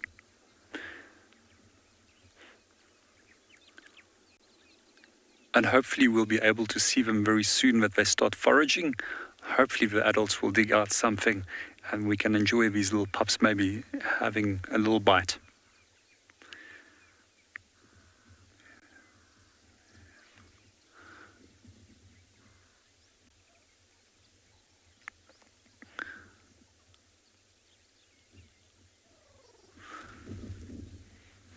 Let's see.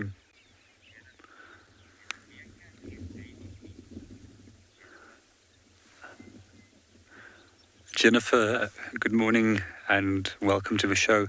Unfortunately, I would not be able to answer you that question, but I'll also see if I can find anything on baby teeth.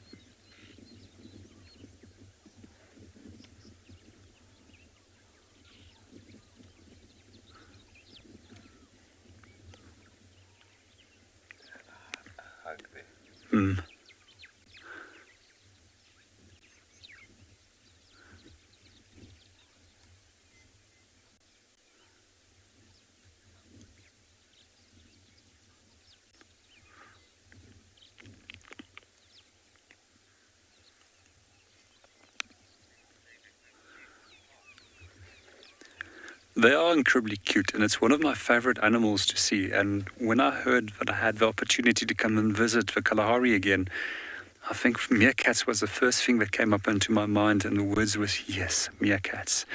And they're always one of my favorite animals to come and watch, especially because there's always some form of interaction, and possibly also because there's so many almost human-like behaviors that we see in them. Although they're not truly human-like behaviors, it's just us that add those human behaviors to them. So one of the most beautiful experiences, but also one of the most saddening experiences I've ever had was with meerkats. And one morning we arrived at a burrow system and all the adults came rushing towards me. And they took me straight to one of these little meerkat pups. By the time that we found this little meerkat pup, it was convulsing. And then we noticed that it had 2 puncture marks, and immediately we knew that it was most likely a puff adder that has bitten him. So there's absolutely nothing that we can do, as we're not allowed to interfere in their natural interactions with other species. So the next thing that happened was that the adults actually came back to me and they pushed me towards the little one, as if they wanted me to help them. As we could not do anything, we walked away. They came back towards us and then took us to the main den system where all the burrows is. I immediately identified the track of a puff adder that was going into the burrow, and the whole group was next to me trying to mob the snake and by pushing it out of the burrow system and attacking it. It's almost like if they wanted me to help them.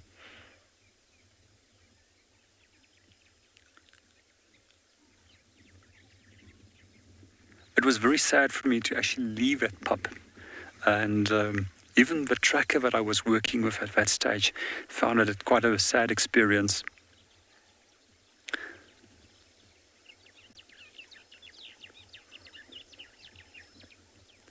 There's 2 little ones having a little bit of a wrestle there and a hug. Quite often when we look at young animals, they tend to play. And when they play, they do so in a very exaggerated manner so that the adults know that they're not being serious.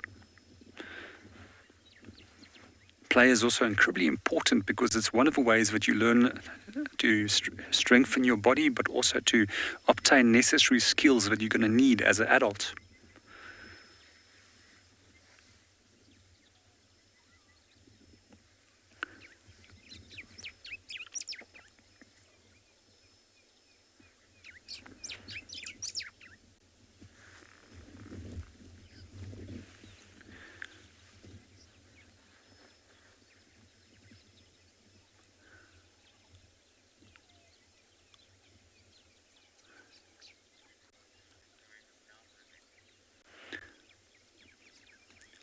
Yeah, they can be very vocal at times, and it's interesting even to listen to the little ones when they want food, and if there is food available, to the little sounds that they will start producing.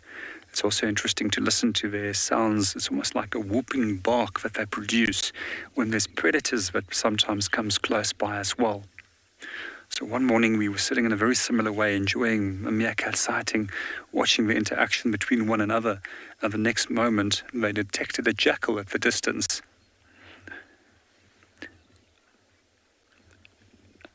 I would estimate that they spotted that jackal at almost 800, 900 meters, and immediately they started alarm calling.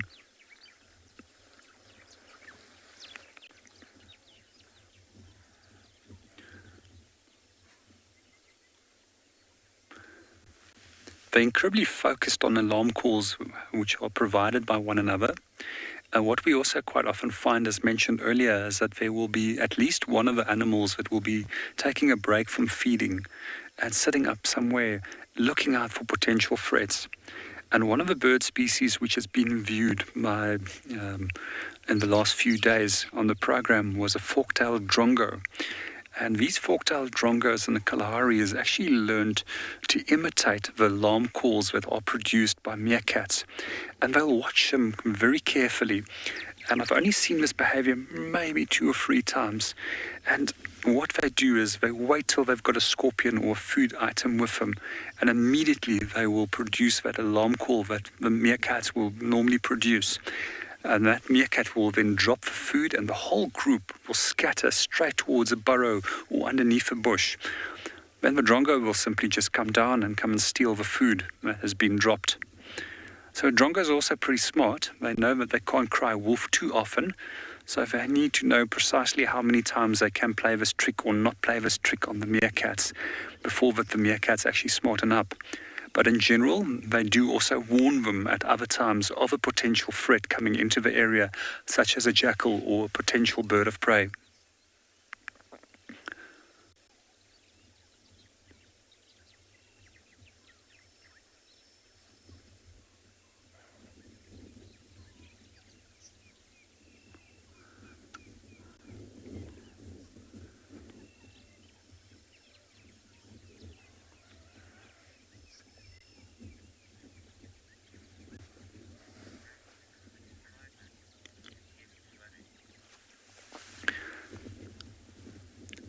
We're most likely going to start moving on very soon if these guys don't become active.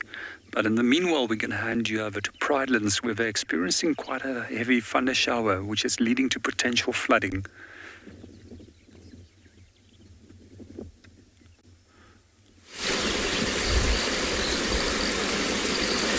Incredible scenes here at Leopard Dam at Pridelands, as the dam itself has overflowed over the night. We've had a lot of rain, and now it's no longer called Leopard Dam, it's now Leopard Lake. It's probably about twice the size that it normally is. Right up to the dam wall here, you can see that is actually, oh, that's so sad, there's a kingfisher's nest there. I hope it's not underwater. I think we can just see the entrance of the nest. That's so sad. Well, by now those kingfisher chicks would have fledged. I've seen them flying in and out, and there's been a number of individuals, so hopefully they were able to be fledged by now. If not, it's unfortunate that they are underwater. But as you can see there, the dam, that group of tambuti trees is now fully separated from the mainland. And if you look even further back there, there's usually a mud wallow and a sandbank that the buffaloes normally stand on. It's completely gone. Now we've got a small river flowing in to Leopard Dam. So, amazing, incredible scenes. Not often, well, it's the first time I've seen this after having been on Pridelands last season, the late part of last season as well. So that's really exciting. This means that there might be some animals like hippos and even crocodiles that might start to make their way here, because it's now plenty big enough, and this is a deep water hole, so it will stay full of water all the way until next year, which is good. It means that we have more time to establish animal communities in and around this water hole. Things like fish will populate now as herons and other storks arrive, which have eggs attached to them from the feeding. When they clean themselves, the eggs fall in, they hatch, and you've got fish, of course the frogs, and all sorts of other things associated with water. Very exciting times. Right now it's not too much happening. I think it's too fresh. We see lapwings, the normal animals that have always been here, the normal birds. I'm sure over the next few days, especially if the sun comes out and birds are able to fly long distances to check what's changed, we might start to find more things like herons and storks coming to this waterhole.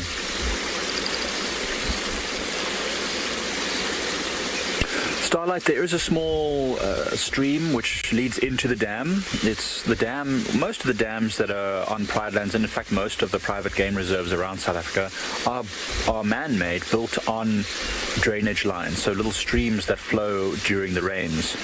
And this one is no different. It's very old. It's 60s, 80 years old, I'm not sure. And yeah, there's a small stream that only flows during heavy torrential downpours locally. As you can see here, this is the stream the same stream will be flowing into the dam as is flowing out to keep the water level constant. It's a fair amount of water. We actually noticed this water almost all the way at HQ where we store our car. We noticed the stream flowing there, and so we knew that the dam must be overflowing. But it will only flow with heavy local downpours. It won't flow if there's rain up in the mountains or if there's rain elsewhere, because it's not a very long, it's not a river, it's a short little river. The Motla Betsy River, however, which is just a little bit to our east in Kwenga, apparently that is it's a fairly large river. We've only seen it dry. That is apparently flooding right now, which means that if we took a drive over to Kwenga, to our east, where we've filmed lions before, that's a floodplain that's most likely underwater right now. We might go and check it out, but that'll only be later this afternoon. We're still trying to establish which of our roads are actually still drivable. We've gone through a few areas where this stream that you can see here is actually cutting away at the road, and it's a little bit dangerous. So we have to still assess the situation. But this will be bringing so much important life to the area. We've seen so many bullfrogs as well. So I just wanted to let you guys know there's a few other feeds like Juma, for example. Juma is currently not even able to go out and drive because they had hundreds of millimeters of water last night. I mean, that's about 4 to 6 inches of rain that fell just overnight, and it's still raining now. And that's why they can't even go out, because the roads are flooding, there's erosion, the dams are overflowing, there's crazy stuff happening. So we're quite fortunate, and although the sky is very grey right now, we actually think that there might still be more rain coming. So we just thought we'd get out whilst we can, whilst there's a bit of a lull in the stormy weather. It was actually incredible. Last night I was asleep with a fan on. It was really humid. Seb and I were just discussing how hot and humid it was last night. I had 2 fans on to keep air circulating in my room, and it was really loud. I couldn't hear anything outside. And the thunder, a lightning bolt struck. Must have been very close to the house, because it woke me up, and I literally couldn't understand how something could be so loud. It must have really struck over, like right on top of us. And it rained for a few hours, and again this morning. So I don't know what's going to happen over the next couple of days. We did always expect this to be a wet season, with the La Nina event happening. Okay, absolutely. So I was just launching into a little bit of a topic there about La Nina and El Nino. So what tends to happen is the oceans are in an El Nino time. Warm water is at the surface. So it's very difficult to explain. But anyway, there's an inversion that happens when now cold water is at the top, not warm water. And it means there's less evaporation happening on the west coast of places, and it blows over to the east coast or something like that. So we on an east coast of a continent are going to expect over this season definitely, and maybe even over next season, much wetter than normal weather. So this is the beginnings of it. We're only in December, and we expect our heaviest rains in February. we've already pretty much experienced a year's worth of rainfall just over the last 2.5 months. So over the next 3 to 4 months, we're going to expect a lot more. The geese, this Egyptian goose, will be loving that. Many more places for it to explore and many places for them to raise the youngsters. Actually, these geese here were originally from the Nile Valley, and they've expanded to find themselves all over the world, and that's particularly due to human interaction. Humans building dams, altering river courses, that kind of stuff have allowed these birds to expand their range massively. And wet years like this will allow them to expand even more. I think we're about to get a bit more rain. Can you feel that, Seb? Got a little bit of a drizzle coming down. It's very light at the moment, but it's usually what precedes a bit of a heavier downfall. So what we'll do is we'll start to make our way over to Ndlovu Dam to see what that looks like.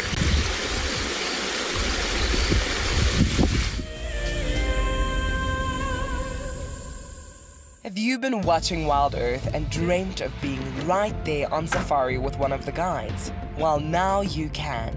Wild Earth is offering you a chance to buy a ticket to dream. You or a friend can hop on board a live Wild Earth show and join our guide on safari. The ticket is redeemable at any of our locations, anytime in the future. Only a limited number of tickets are available, so don't wait. Get your ticket now and start dreaming. Terms and conditions apply. My name is Lauren, and I'm currently working in Djuma Private Game Reserve here in South Africa. I love answering your questions during the live safaris. It's my favorite part. It feels like you're on the vehicle with me, and I'm able to teach you exactly what you want to know. If you want to ask a question on Wild Earth, then you need to register on our website.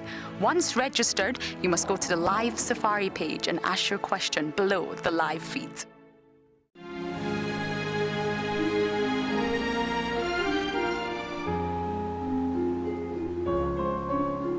You are cheeky. That was a brave decision. Amber Eyes is... Oh. That is so magic.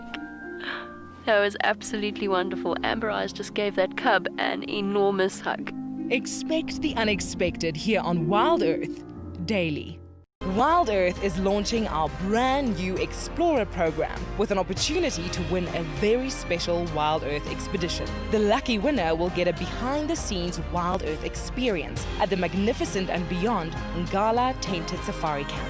The prize includes a 3-night stay for you and a friend with a chance to sleep out in the unique Ngala treehouse. Become a Wild Earth Explorer and stand a chance to win this and many other prizes. Terms and conditions apply.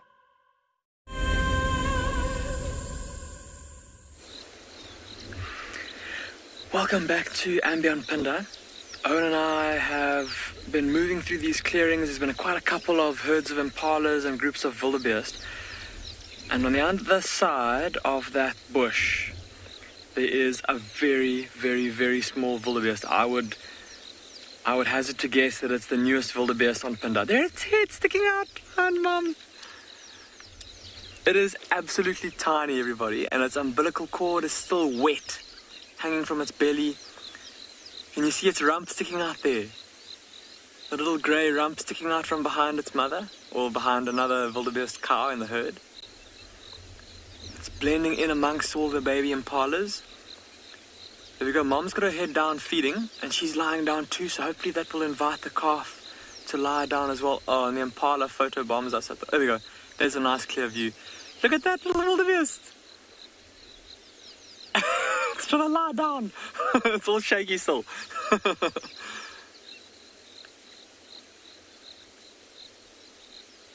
It's so small, everybody.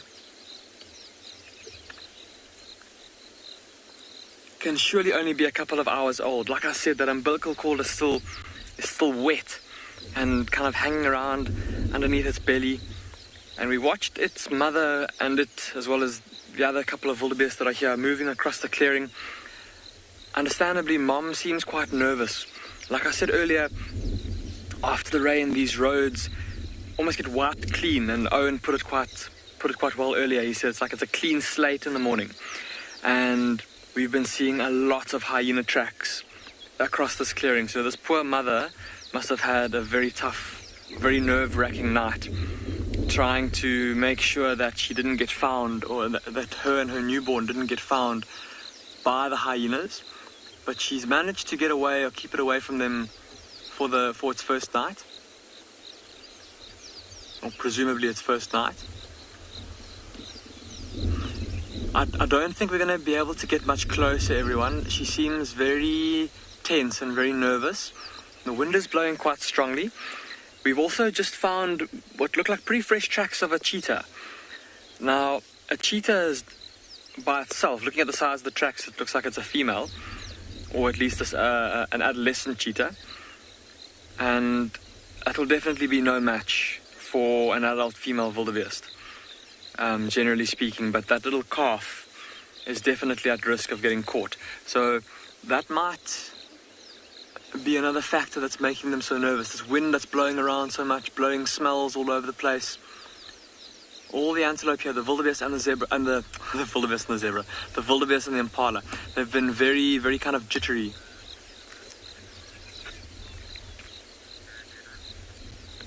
Jerome, you're asking if the herd would stand guard while she would be giving birth. Jerome, they might kind of stand around her, and I suppose if a smaller predator did come in, they would go towards it to kind of drive it away. But whether that's the other wildebeest looking out for the well-being of the calf, or the wildebeest looking after their own interests, trying to intimidate the other predator, that would be difficult to say. But that being said, I don't know, even something like a single hyena, I don't really know what they would do. But look at that, the little calf is standing up. I think a cheetah they would probably chase away. Those tracks look quite small. It might be an adolescent. There's been an adolescent female cheetah or at least her tracks were seen in this area quite some time ago. Oh, they're walking towards us. This is so exciting. Get ready, everybody. The calf is going to come out in the open. Mom's trotting. And look how the baby is able to keep up. Shame, did you see the little baby? It got a bit of a fright there and it tensed its legs.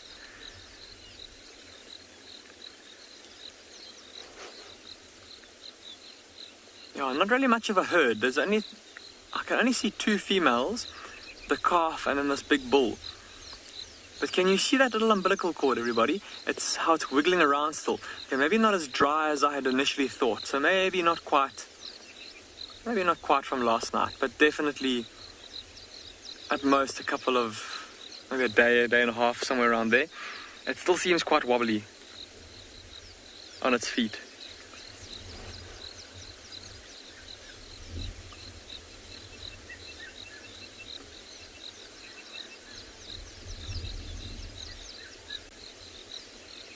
Striped Horse, you're asking an interesting question, and it's funny that you asked this question because I've actually just been chatting to Owen about this. You're asking how long a wildebeest is in labour for. In terms of, or how long the birthing process is, in terms of in actual labour, I'm not sure. I haven't done any research on that, but I've watched a wildebeest. I was just saying to Owen now, it's the most bizarre thing. The last 2 years in a row, on Christmas, I've watched a wildebeest being born 2 years ago on Christmas and last year on Christmas. And in terms of the amount of time that we were there watching for, that wildebeest cow was probably about half an hour to 45 minutes from when the hooves of the little calf, or the first little bit of the calf, started coming out until when the calf was actually born. Shame, the calf just walked into a thorn bush there. Did you see that? It got stuck on the thorns. It's one of those balloon thorns. Remember earlier I mentioned the balloon thorn, Ibamba impala, to catch an impala.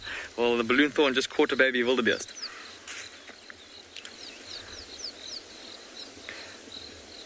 So yeah, probably about half an hour to 45 minutes, the births that I've seen. Striped Horse, that's how long it's taken for the mother to give birth. And actually last year, we timed how long it took from the time the baby hit the ground until the time the baby was actually able to not stand and walk but run with mom. It took 11 minutes and 30 seconds that's how long it took for that little calf to be able to, albeit it wasn't very graceful running, but it was running. The calf was able to keep up with mum. 11 minutes and 30 seconds from the time that it hit the ground after being born. Isn't that incredible? And again, just like those little impala lambs that we were watching this morning and watching them playing, talking about how long their little legs are, look at how lanky this little wildebeest is and how its belly also almost comes up to the same level as its mother's. Excuse me. Those long legs to give it a bit of an advantage in terms of being able to run and keep away from predators and keep up with the rest of the herd. Shame. I'm looking at mom through my binoculars and her eyes are wide open. Apparently everybody's getting very attached to the little baby wildebeest. One of my favorite things about them, and now that it's looking towards us, oh, and I don't know if you can zoom in on the baby's eyes. These little baby wildebeest, when they're small like this, they've got these very light coloured eyes, like almost like grey eyes.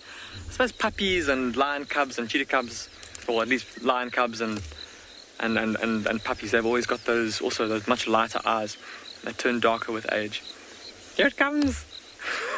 Keeping up with mum. Still looking a little shame. It's quite comical to watch it walking. Still quite unsteady on its legs. The other cow's trotting. Let's see what mom does. No, she seems quite relaxed. And it's wonderful that she's turned around, because initially we were keeping our distance from her, not wanting to stress her out. But she seems quite comfortable now. And pretty uncaring of our presence. The fact that she's walking towards us. I don't know if it's my imagination, but her eyes look very wide. It looks like she's almost like bewildered compared to the other female. Her eyes she looks like they don't look as wide open. I've seen lionesses do that as well when they are moving their little cubs around for the first time. They also look quite bewildered. I suppose very stressful for a mother moving a small baby around. They've just invested all of this time, this energy and their bodily resources in terms of keeping that little one alive and carrying them during their pregnancy, and then suddenly to have to move them around in this very dangerous world. I'm going to try and turn us around, everyone, just so we can try and get another view.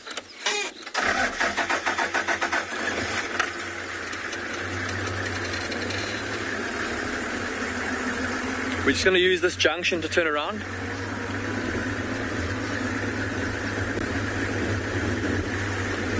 Slim, you're asking how many calves a female wildebeest could have in her lifetime? Well, Slim, if she's able to reproduce from...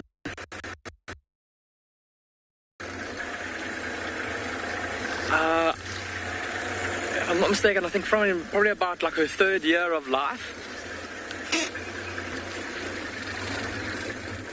And a wildebeest could potentially live in the wild up to about 14 years if she's very lucky. She could produce a calf every year for... Oh, there they go. And the little baby keeping up with mum. Now, that definitely was not us that caused that. It was a big, strong breeze that just blew through, and that panicked the calf a little bit, or panicked the mother a little bit. We're just going to see what she does and wait for her to move in the direction of the mother. And then we'll see if we can maybe also get another view of that mother and her little one. They're gapping it moving very quickly across the clearing.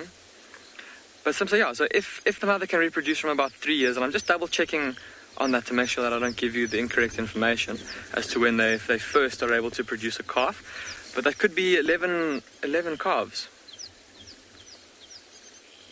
in her lifetime, if she's able to live to 14 years. Of course, though, with wildebeest, because of how many different things will potentially prey on them, there's no guarantee that they will live to that age. But she could potentially produce a calf every year from when she becomes mature. That's going to be something I'm going to have to get back to you on, Slim, the exact age at which they're able to start breeding. There we go, the other female, and there's the big male on the right here. Another territorial bull, a different territorial bull to one we saw earlier. no doubt one of the neighbors of that other male that we saw earlier. We're in the kind of the clearing over from the clearing that we were in this morning, where we first saw that first wildebeest. Will be interesting to know who the father of that little calf is, because of course this pair of wildebeest cows, they could have moved vast distances, and there's no guarantee that this is the male that fathered the little one.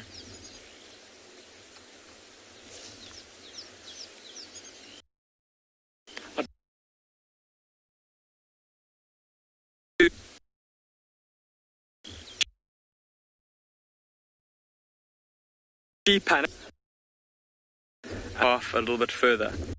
It's over shady spots because of the door. Good morning, welcome back to Tswalu. We've just lost Pindo to a little technical glitch, most likely the weather that's acting up. At the moment, we've moved away from the meerkats. They started foraging, and we could not keep up with them at that point. We then went to go and investigate on a few alarm calls that we heard over here. It sounded like an animal that was distress calling. And earlier on this morning, we found a large amount of cheetah as well as hyena tracks in the area. And the hyena was actually trailing the cheetah. So we just want to have our eyes open, have a look at all these little shady spots and see if we can possibly locate on something.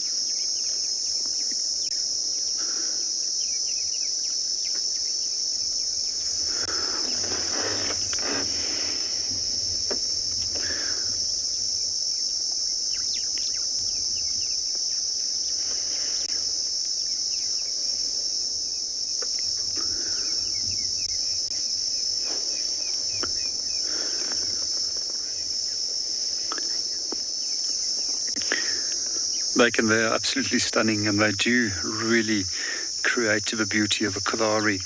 It's the Koranenberg Mountains, which you're seeing in the distance. We've mentioned them a few times in the earlier parts of the show already. Mountain range is named after the Korana people that used to be a nomadic group of herders that used to live in this area. And just to quickly recap, those are quartzite mountains, which is a deposit of sandstone that was eventually compacted through pressure and being altered into a much more resilient rock type that hasn't weathered away. And that's why we've got this beautiful mountain landscape.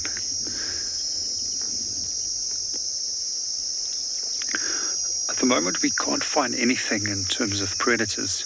As it's heating up, it's most likely that predators will be resting up. However, cheetah tends to be active for much longer than most other predators and can tolerate quite a considerable amount of heat. So where most predators such as lion, which is only 96% activity, which has a 96% activity in hunting for nighttime, cheetah will actually extend into the daytime hunting. And one of the reasons why cheetah generally will only hunt in the daytime is to avoid interactions with larger and more dangerous predators such as lion and hyena.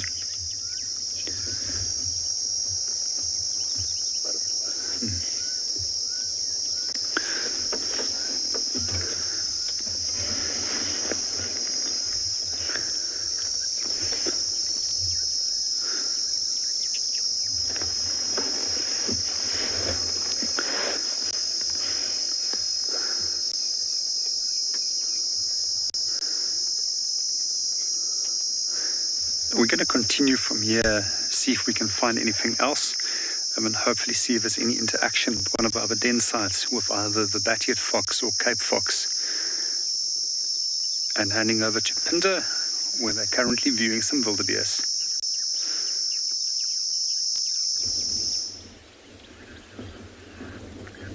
Owen and I have caught up again with the wildebeest mother and her little one. They've lain down once again, this time right in the middle of the open clearing. Somewhere where if a predator does try to approach that little calf, Mom is going to have a much better chance of noticing the predator before it can get close enough to launch an attack. Where they were earlier, close to those impala, it was pretty open, but pretty close to some thickets that kind of border the clearing. So maybe a little bit too risky in her mind, not being able to see what's coming from those thickets. But now that they've settled,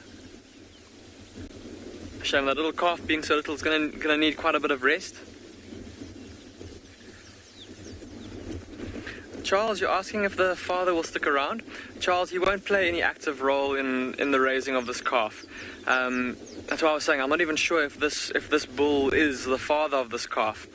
While wildebeest bulls are quite territorial, and they stay. Look, he's lying down. The bull's lying down. While wildebeest bulls are territorial and they stay within their territory, the females kind of move around to wherever the best food and water is. And so she could have mated with a bull many territories distant to this territory. And it just happens to be that this is where the best food is and the best place is for her to give birth. And the best food for her to then keep herself well fed to nurse her little one. And yeah, so this is possibly not the father. But yeah, he's obviously not showing any signs of aggression towards the little one. Quite different to predators like lions or leopards, where a male will kill offspring that aren't his if he gets a chance. And so, just to get back to your question, we managed to find. Sorry, we got cut off on the previous little segment there, with a bit of unstable signal. Apparently, 2 years. About 2 years is when a wildebeest cow becomes mature. And so if she lives to 14 years, which is quite a long time if you think about it, for a wildebeest, for a species that is so widely hunted by predators as a wildebeest. I mean, lions, hyenas, even coalitions of male cheetah will all hunt wildebeest. I suppose even a leopard will hunt a wildebeest if it gets a chance, especially a younger one. To live to 14 years would be a massive feat. And so if she produces a calf every year from 2 years until 14, that's 12 calves in her life.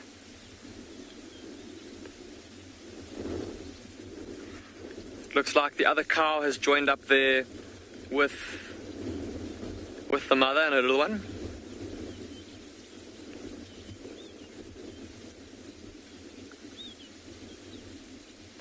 I don't know if you can hear the wind blowing through the microphone. The wind is really howling now from the southeast.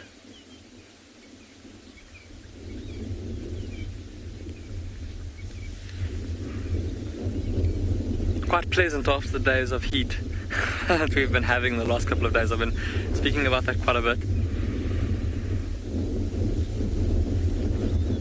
And see how also I spoke about how this is now, with it being in the middle of the clearing, this is the area that is deemed by these wildebeest that rely on their speed as a defense mechanism to escape danger. It's been deemed the safe spot for them to rest.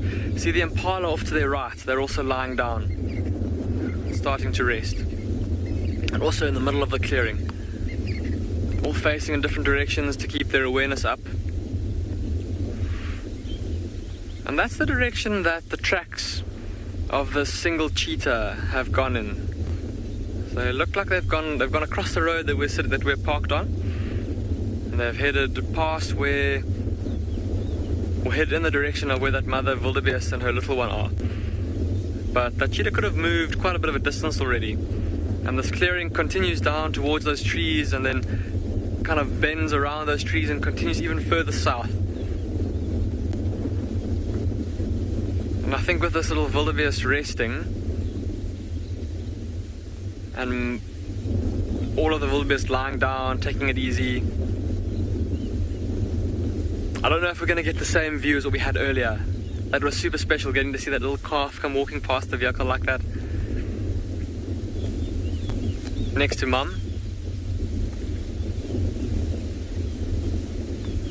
So we might leave them in just a bit to go see if we can't see where the tracks of that cheetah go.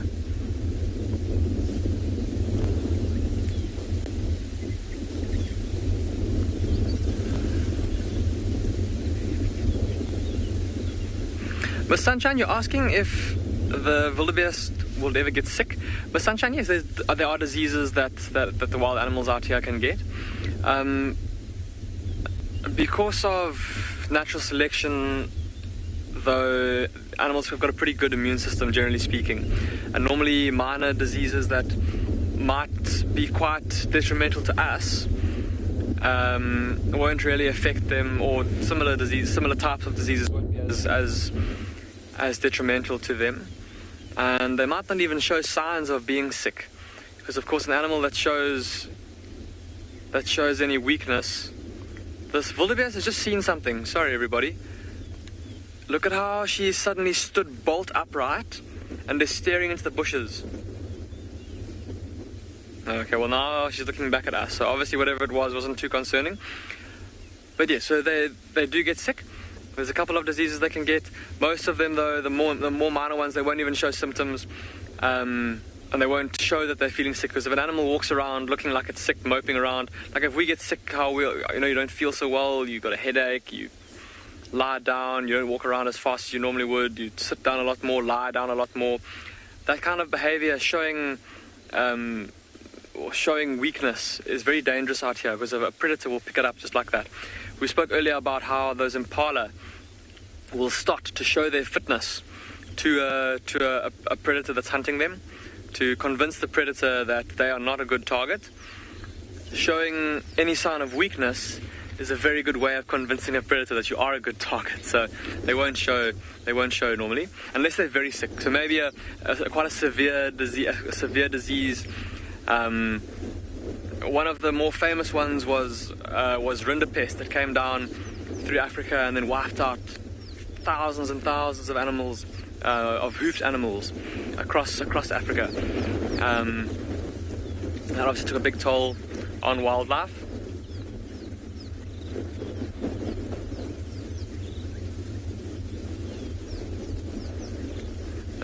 Things like, you always get told you've got to be very careful if you're driving around and you find a carcass that looks a bit suspicious. There's a dead animal that there's no sign of a predator having killed it, no sign of anything having fed on it, and if it's got like a bit of discharge coming out of it,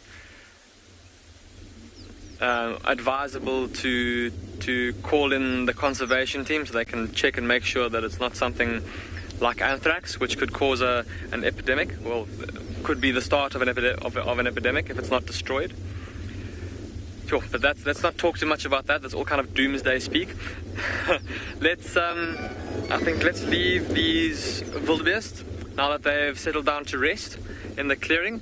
We're going to go see if we can follow these tracks of this cheetah and see if we can't find it.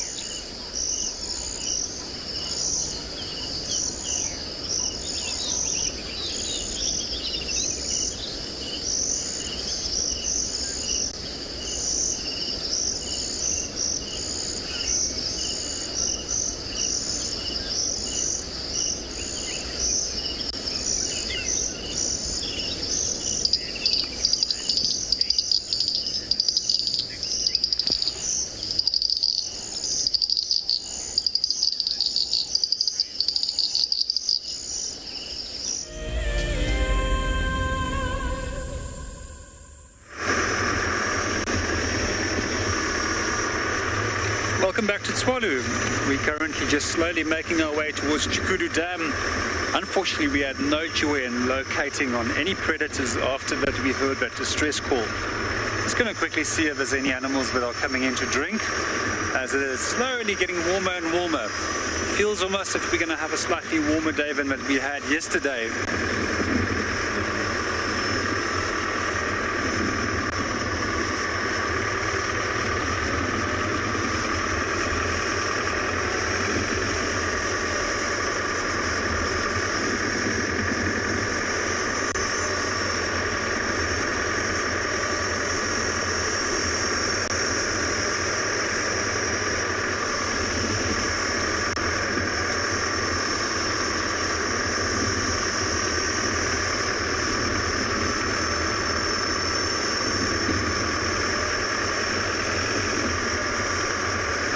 We can already hear the cicadas maybe in the background already.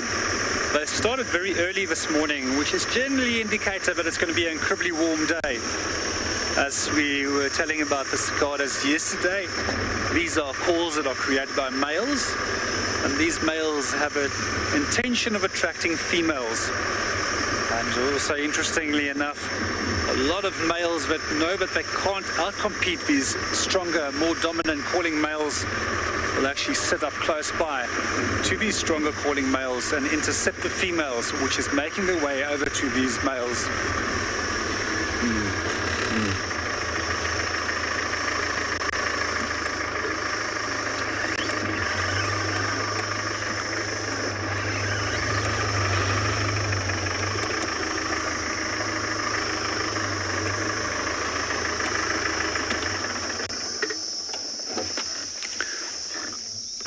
One of the typical structures that we find around here in the Kalahari is that nest of a sociable weaver. It's one of the largest nests that there is of any bird, and these nests is constructed out of grasses. And what I find particularly interesting about this nest is that it's continuously being renovated by these weavers right throughout the year. And the reason why they do this is that they don't have to start building nests once the rain has arrived. Most species of other birds only will start nesting when there's sufficient rain, because that is the clue or cue that there will be available food to be able to raise those chicks on. These guys can immediately start mating, produce an egg. 14 days later, these little chicks will hatch, and immediately the adults can start feeding them. What I also find quite fascinating about these nest structures is that they have a number of decoy nests inside, which is there specifically for the purpose of distracting predators, such as the Cape cobra that often makes its way into these nests. The second thing that I find quite interesting about the whole nest itself is that it's one large air-conditioned unit. And the winter, it's much warmer than the surrounding air temperature, allowing these little birds to maintain their energy levels much more efficiently, while in the summer, the opposite is true, and they're nice and cool and allow them to conserve energy without losing energy by means of having to cool themselves down due to the excessive heat which the Kalahari can experience.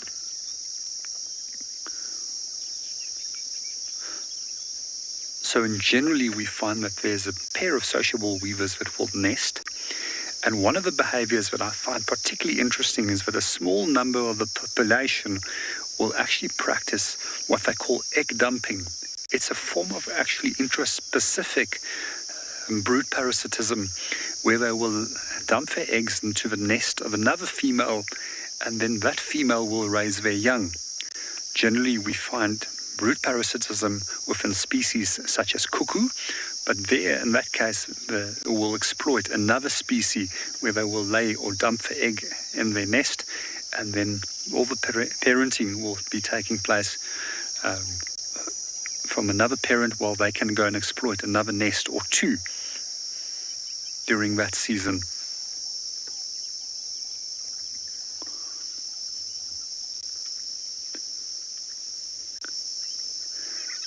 We also quite often find that these nests is utilized by pygmy falcons, and these little pygmy falcons will use the empty nest structures or decoy nest Occasionally they'll grab another little sociable weaver, but their presence is actually far more valuable for the sociable weavers who won't drive them off, because they protect them against potential threats coming towards the nest.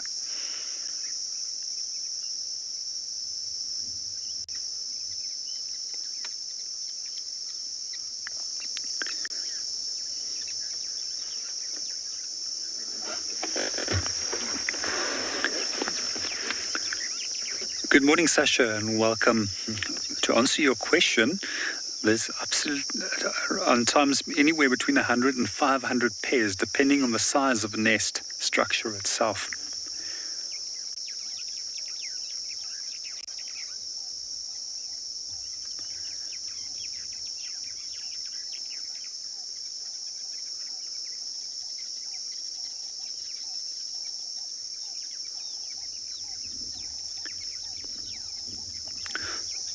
So sociable weavers is also one of the species which is quite unique to the Kalahari and the arid western half of South Africa.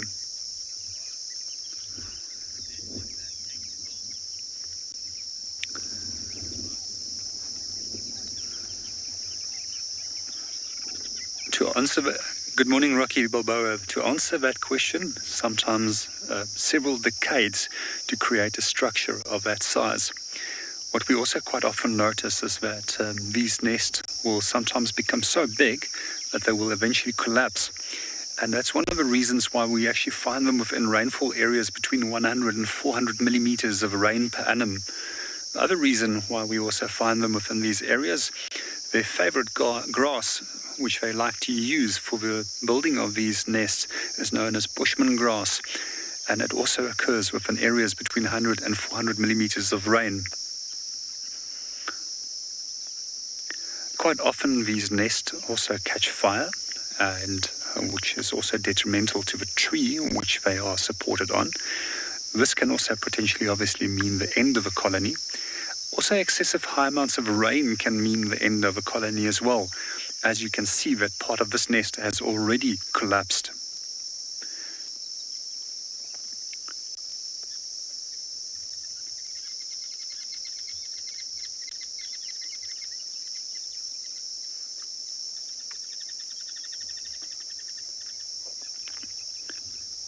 Recent studies has also shown that the camel fawn on which they quite often build their nest also benefits from the presence of sociable weavers.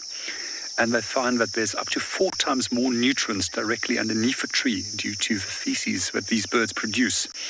And their waste, and which gets recycled as nutrients and minerals that is reabsorbed by the tree.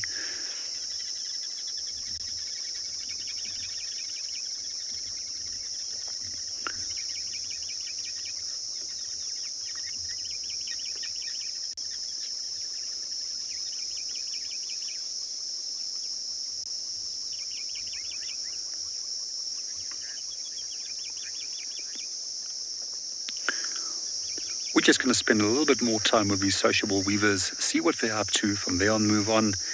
And in the meanwhile, we're going to hand you over to Mike and Bridlands.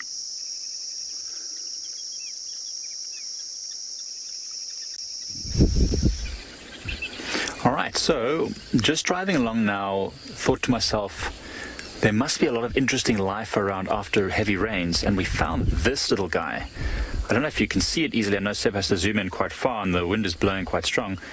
But there's a nymph of what I believe is an elegant grasshopper. And I don't know how well you can see it, but it's got lots of bright colors, dark and light and all sorts of different colors. And that is a wonderful way of not only camouflaging itself in this bright green environment that it lives in. You can see the contrast. It would work really well between the bright green grasses and the dark soil. But also, because it's bright colors, it's a warning to any potential predators to say, I am toxic. Do not try and eat me because you will be in danger of becoming sick. Now, I'm sure there are some animals that can eat these, like African civets are well known to eat all sorts of toxic things, including millipedes, without getting too sick. So maybe they can eat these, but most other predators would stay away from them. And this is a very small one. So this is called a nymph. It hasn't got wings. It's very small in size. I'll show you a slightly larger one. I don't know if you'll be able to see it from where you are, Seb. Let me just move some of these. There's so many here. It's because some of these plants are actually milkweeds and toxic plants. But I don't know if you can see this one just over here, Seb. See where my pinky finger is pointing? It's very difficult to see, but this is a slightly larger elegant grasshopper. So this elegant grasshopper here is a little bit larger. It also doesn't have wings yet, so it's still also technically a nymph, but it's much larger. But you can see the bright colors remain. And now there was probably a whole bunch of eggs that were laid around here, and now they're feeding on some of the grasses and plants in this area. That's a very, very awesome grasshopper. Not really too mobile and jumpy like some of the others, because it's got a very large body. But there are loads of them around here. There's another one that might actually be quite nice for you to see, just sitting on this plant over here. Just over there. So they seem to be sitting on a lot of the fragrant plants, because a lot of these fragrant plants have milky sap or latex, which can be quite toxic. And that's how a lot of insects actually get their toxicity in their bodies, by eating, in their nymph or larval stage, toxic plants. So that's really, really awesome. And now as we drive along, there's going to be an abundance of small animal and plant life. Not only these grasshoppers, but all sorts of other insects that'll come out, as well as flowers too. So it'll be super easy and interesting to see. I can't wait to explore and discover what else might be around. Now I wonder if these grasshoppers... Oh, they don't want to stick around. I've managed to get one in my hand, but then it jumped away from me. I wonder if they have another type of a chemical defense. Many different insects can actually spray their acid or some sort of defense substance. And if I can find one, I'd like to show you something called a two-spot ground beetle. And now that one sprays something that smells just like vinegar. In fact, I had one on my shoulder the other day. I think I left my shirt on the ground. As I put it on, it was on my shoulder, and it sprayed this vinegary substance. And although it jumped away from me, or it moved away, I didn't see it. As I put my face towards my arm, my eyes started to water, and my nose was burning. And so you can imagine, if you're a predator that went to bite that little thing, how much it would be uncomfortable if you got that. It's like pepper spray in your face. Really, really horrible stuff. As you can see here, it's a lot of grass, very green, very luscious. I can't wait to find out what else is around. I'm trying to see if there's any other little plants that I can show you. Since I'm down here, it's not often that I get to get off the vehicle, so I'm super excited that we're now able to, so we can get down to all the nitty-gritty stuff. But for now, it looks quiet. So what I'm going to do, maybe get... Oh, Miss Sunshine. Miss Sunshine? Would like to know if some people eat those grasshoppers. Miss Sunshine, I can almost guarantee that no one eats these grasshoppers because they are brightly colored. That is the aposematic coloration I talked about, which means that it's a warning that it's toxic. However, I did recently see a person in the area who was collecting grasshoppers. Now, not brightly colored ones, plain green and brown grasshoppers, and collecting them and putting them into a little Tupperware to take home. And I asked them, because I'd never seen it before, what are you doing with these things? I thought maybe he was feeding something. And he said, no, I'm taking it home to eat because it's a good, healthy protein, and there's no like fats and things in it. So this person has obviously found a way to cook and eat these local grasshoppers, the non-toxic ones. It's very nutritious, and that's the fact. They are actually very nutritious. In fact, there are lots of initiatives happening all over the world because food production takes away all this, right? So you can imagine if this was all cut down for grain or soya or something like that. So people can actually just have it natural like this, have locusts growing there, and then like collect them in somewhere or other, and then that's a very healthy protein. So they actually turn them into bars and all sorts of things. It's actually really cool. Anyway, I'm going to look for more cool, interesting stuff, and you guys can check what else is going on.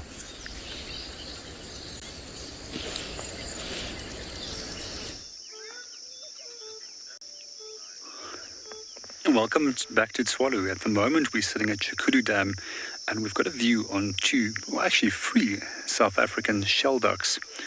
These birds are endemic to southern Africa, and especially only encountered in the western half of South Africa, which is a much more arid part of South and Southern Africa. So what we do find is that they often associate with aardvark burrows as nesting sites.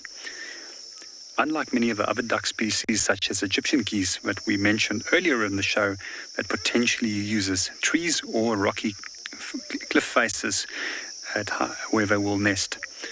So we have a female that's just leading to the front. She's the one with quite an amount of white, although that white is generally variable in amount, and probably the most white I've seen in the face of a South African shelduck.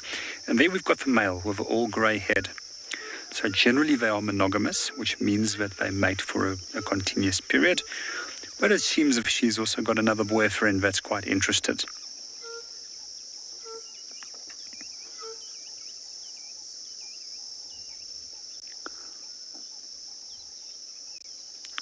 Now at a second glance, it does look like a much younger bird, and it can possibly be the chick from a few months ago that was raised by a group of shelducks that was in this area and formed at this dam.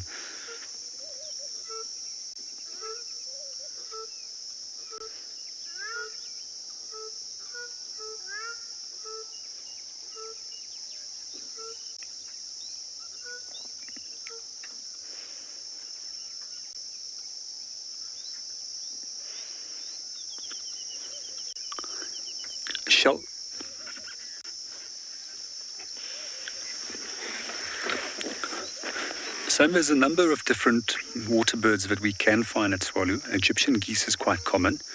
In recent years, we've also seen that Hadida ibis is being more frequently encountered in wetter years in the Western Kalahari, where they generally prefer much moister, wetter environments.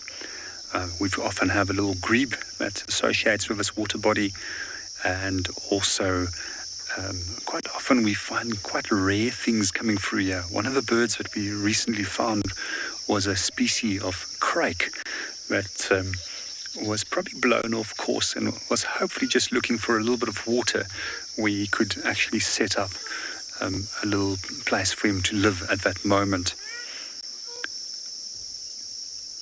Sometimes we also have herons that come and visit these ponds, such as grey heron.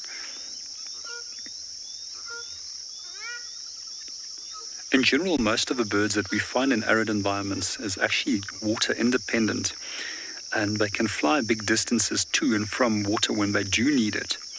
Some species don't need to collect water at all, and they simply get enough moisture out of the food that they feed, especially those that eat insects. On the opposite hand, birds that eat on seeds, they do often, such as doves, do often need to consume quite large amounts of water to be able to digest those seeds.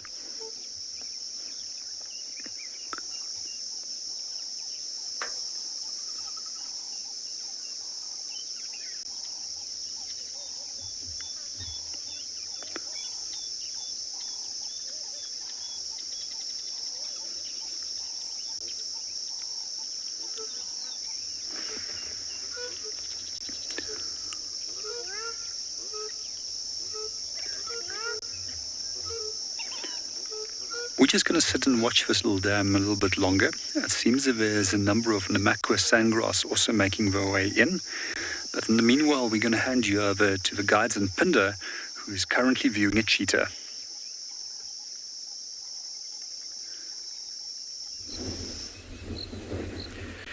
Welcome back to Ambi on Pindo.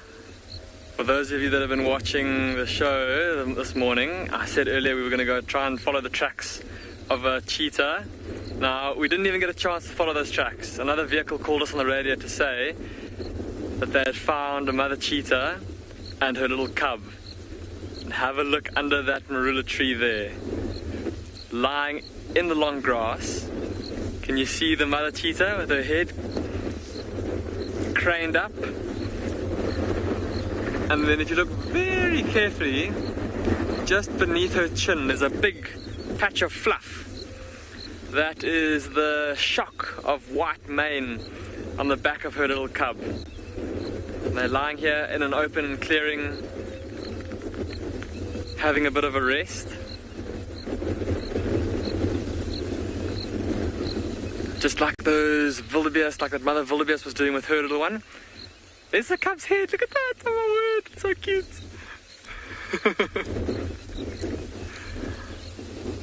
Look at how cute that little thing is. It's so small.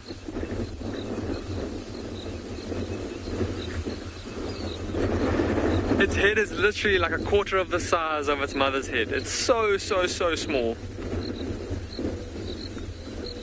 Shame, and the wind is absolutely howling, and I think that bit of extra strong gust there just got the cub's attention and it lifted its head. Mum looking like she's just trying to get comfortable there. Like I was saying, just like that wildebeest mother, this mother cheetah has also brought her little one into the middle of the open, where she'll have the best chance of detecting danger early to make sure she can get her little one away from danger. Of course, the trade-off is that they're pretty exposed here. It's probably going to see how it's lying downwind of Mom. It's almost lying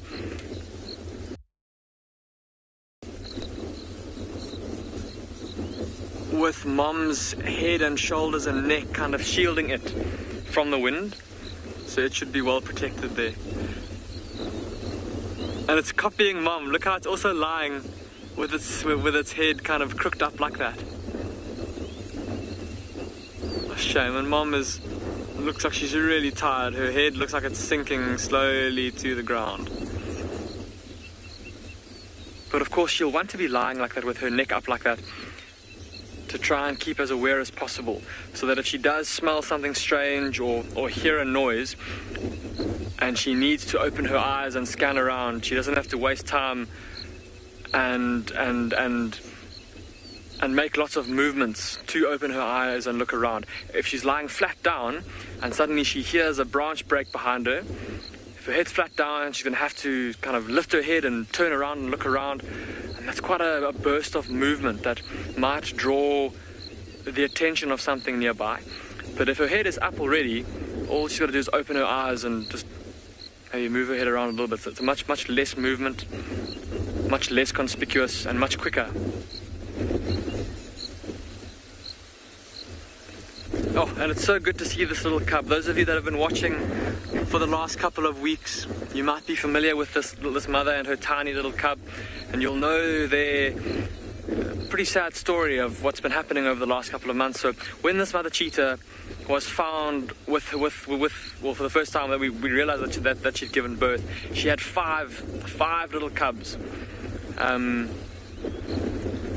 for a while it was the 5 cubs that we were able to see, and then something happened, and one morning she only had 3, and then quite recently, only about a week ago, she was seen with her 3 cubs not far from here. They all had full tummies. Mom had killed something and they'd all eaten well. And then unfortunately the next morning when vehicles came to look for her, there were lion tracks and leopard tracks and hyenas, so all 3 of the predators that she would be wanting to avoid. And their tracks were all over the spot where her and her cubs had been sleeping, and it was only her and her one little one that were left. And she called and called and called for days afterwards, trying to find her missing 2 little ones, but unfortunately to no avail. And I think it's been so long now that the chances of those cubs, I'm very sorry, this is very sad, everybody, but the chances of those 2 cubs having survived is, it's not good. But she is a first-time mother, like I said, and I suppose that is to be expected. What a wonderful surprise, though. I was not at all expecting for us to get to see this mother cheetah this morning. It's been quite a few days since she's last been seen, and we thought that she'd maybe moved out of this area. And so Owen and I are definitely going to spend a bit of time here with this mother and her little one to see if they maybe get up and start to move.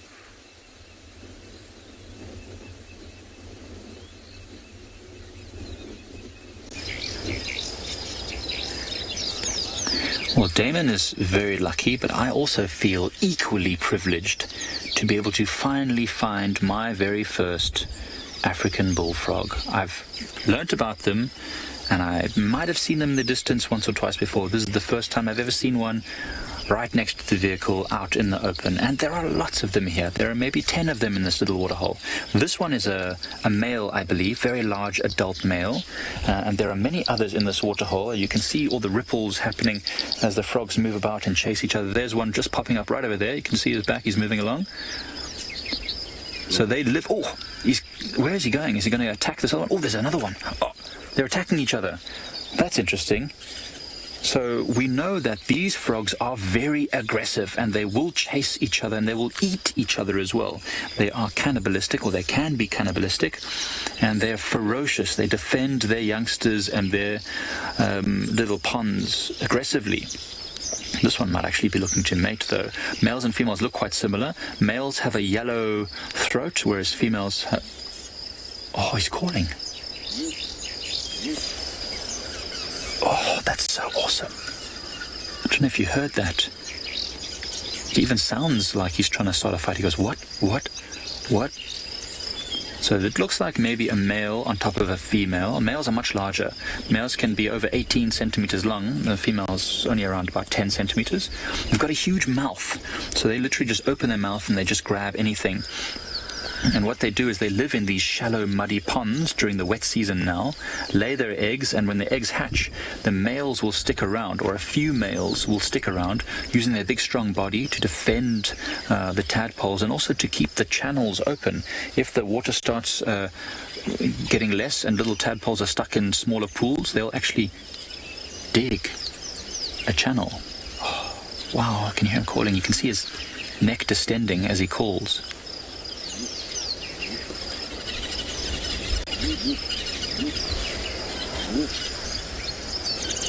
I'm not sure if you can hear it. It's very low.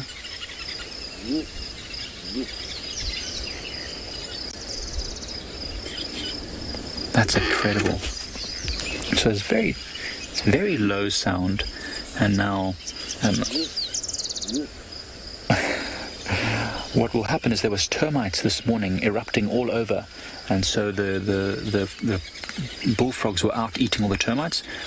Then they go back to the water where they're safer. Wow, its whole body has to change shape to push out that deep, low sound that actually travels a fair distance. And now there are a number of males calling in this water now to attract the attentions of any females. It's a short-lived mating season, and once all the tadpoles start hatching, once they hatch and once they turn into young adults, they'll disperse and then find their own little mud pans where they can bury themselves. So these frogs are buried. They bury themselves in the clay at the bottom of these little water holes. So it looks dry and hard and crusty, and it looks like nothing could live there. But under the surface, it's moist and wet, and as long as the frogs can breathe, they can live through the dry seasons, sometimes for multiple seasons. There is a young one as well that I'd like to show you, a bit younger than the rest. I don't know if you'll be able to see it now. It hasn't moved at all. Just over here, closer to where we are in the water, is a juvenile, or at least a younger one. You can tell that it's younger because it's actually got a bright green stripe going straight through the middle of its head between its eyes. It's a bit difficult to focus with this weird light that we have, but there you can see this one here. It doesn't come out so easily with this dull light, but that stripe, it looked a bit greener when I looked at my binoculars, but now it doesn't look much green at all. But the young ones usually have a bright green stripe in the middle of their head. This one does seem smaller though. It could be a female. Incredibly big eyes on top of its head so it can look about. Remember, any insect that lands anywhere near this water is going to get snapped up real quick. Oh, these two other frogs are still calling a lot. This is really, really cool, and I'm sure if it starts raining again, these frogs will actually start coming out the water and moving over land to catch the insects that might be moving about. And it's not just insects. They could catch lizards. They could catch small snakes, even rodents. Now, it's the second largest of the frogs. Oh, look at these two. Look at these two fighting. They're having a fight. JC, anything could feed up. These two are having a full-on fight. There's like two males, I think, having a big... Oh, look, biting with their big mouth. So these can be quite aggressive fights. I don't know if they'll go to the death, and they're both a similarly sized frogs, so I don't think that they'll be eaten, but they could certainly hurt each other. Wow, that's amazing. So many things could eat these. These are not toxic in any way. So storks, herons, land-based carnivores could eat them also. Oh, look how they puff their body up to make themselves look larger. Oh! I'm getting so excited. Sorry, I need to calm down. See how big it's puffing up its body to make itself look larger. The one on the left is much paler in color.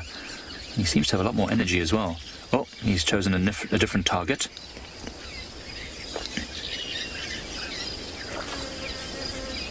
Big bite. Look at that. He's actually bit him right in the face. That's, I threw him backwards. Okay, this is like a proper wrestling match. I've never seen this before, ever in my life. This is one of the most exciting sightings I've had in a long time. I mean, I can imagine jackals would eat these, hyenas, of course, anything that needed to. This is a high-energy food, and that's why they lay so many eggs, is because very few of them will survive to this size. Oh, wow, his whole head. Oh, he's got his whole head. Man, this is madness. And it's not the only pair that's fighting. There's at least one other pair that are also fighting. So remember, if I could grab one of these with my hand, it's bigger than the palm of my hand. I tried earlier to get off the vehicle to see if I could get closer to one, but they're very, very quick to dive under the water, and then very difficult to try and get them. And I wouldn't want to disturb them anyway. I don't want to grab one and hold it up because it would be disturbing its behavior. Vota, that's a great question, and I'm not exactly sure, but probably a few 100 grams, I would say, at least a few 100 grams, if not more. Let's see. African bullfrogs are bigger. I know African bullfrogs can weigh kilograms, like maybe 1 or 2 kilograms, and these ones are about half the size of a giant. Giant bullfrogs can weigh 1 or 2 kilograms. African bullfrogs are a bit smaller, maybe weighing half that. So at most, I'd say a kilogram. But I'd have to do a bit of research. I don't have an amphibian book with me. If any of the viewers have that information or know this off the top of their head, that would be great if you could share it with us. But certainly at least a few 100 grams. So let's say at least a pound, maybe 2 pounds for those of you watching from across the pond. Oh, look at that, spinning each other around upside down. This one is holding its leg out. I wonder if it's injured. Doesn't look like it. They've got powerful legs for swimming. Oh, could it be a male and a female? It doesn't seem like it. It doesn't look like the interaction a male and female would have with all the flipping and jumping and biting. So this one is definitely a male because it's got a yellow throat. Females have a cream-colored throat. Males have a yellow or orange throat. No, I think it's 2 males. But it's my first time seeing this, so I could be wrong. And these are all adults, as far as I can tell, the ones that we're watching fighting right now. And they're pretty big. I mean, yeah, I'd say 400 or 500 grams. They'd definitely be a handful. 2 hands cupping this frog. You see how when they have to fight with each other, they actually close their eyes, and the eyes get pulled into their head a little bit in order to protect them from being damaged. Oh, wow. It's like if anyone watched wrestling as a kid, I know I certainly did, I forget what the move is called, but isn't it called like a suplex? Where you grab and you throw over your shoulder. It's what these frogs are constantly doing. These bullfrogs just bite each other and then with their very strong legs flip upside down. Jared, yes, you agree with me. It is called a suplex. Yes. Man, that's so awesome. Very acrobatic. And they're fearless. They will open their mouths and attack anything that comes anywhere close to where their eggs are.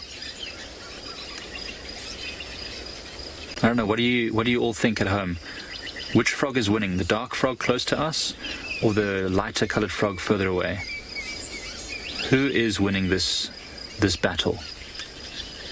This wrestling match?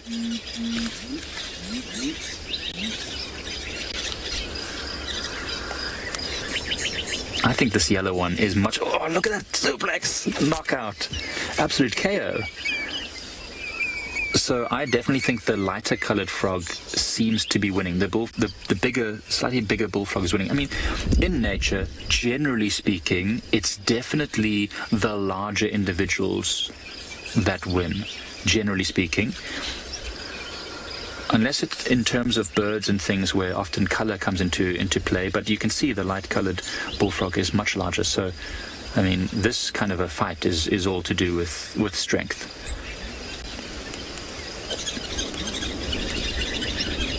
You can see nicely now how this one is turning its body sideways to make itself look larger and more difficult for the other bullfrog to bite. Oh, another one. And then boof, throw him over the shoulder. Wow. I wonder if they could actually fight to the death. Seb, have you ever seen this before? Never. First time for you as well? Wow.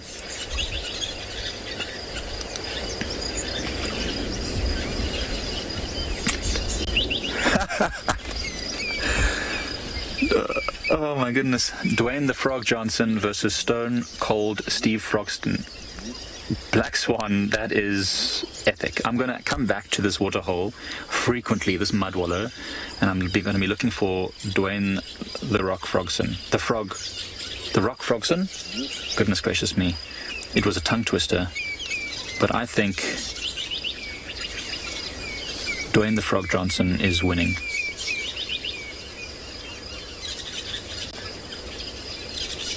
See how it's amazing how they keep turning the body just to defend. Oh.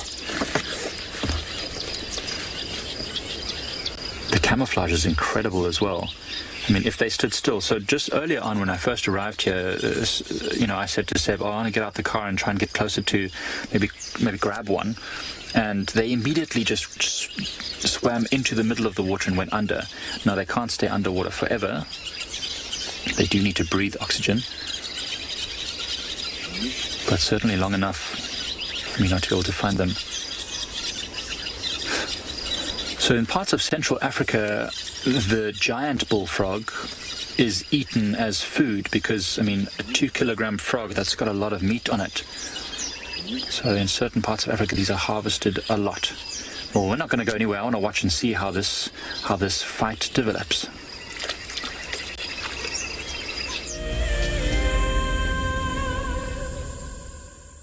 Join our Explorers program so we can keep on sharing nature with the world. For a monthly subscription, you will have the opportunity to win fantastic Wild Earth expeditions, have access to an animal identification app, receive weekly highlights from our shows, and much more. All the money will go to keeping these live safaris on air, which in turn connects a global population with nature. My name is James Hendry, and I work here at Djuma Private Game Reserve in the Sabi Sands on the western fringes of the Greater Kruger National Park.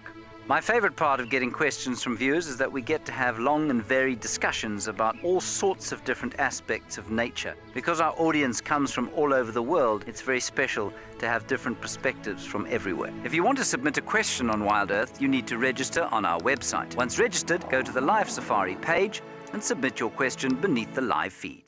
Welcome to my car. This is Wendy, and she's my favorite. She would love to have your name engraved on her so you can be with her every single time she goes on a safari here in Djuma. If you become a Wild Earth Explorer, you will have the opportunity to buy an engraved tag which we will attach to her. We will make sure to send you a digital picture to show you exactly where you are sitting on her. You will have front row seat in every single sighting.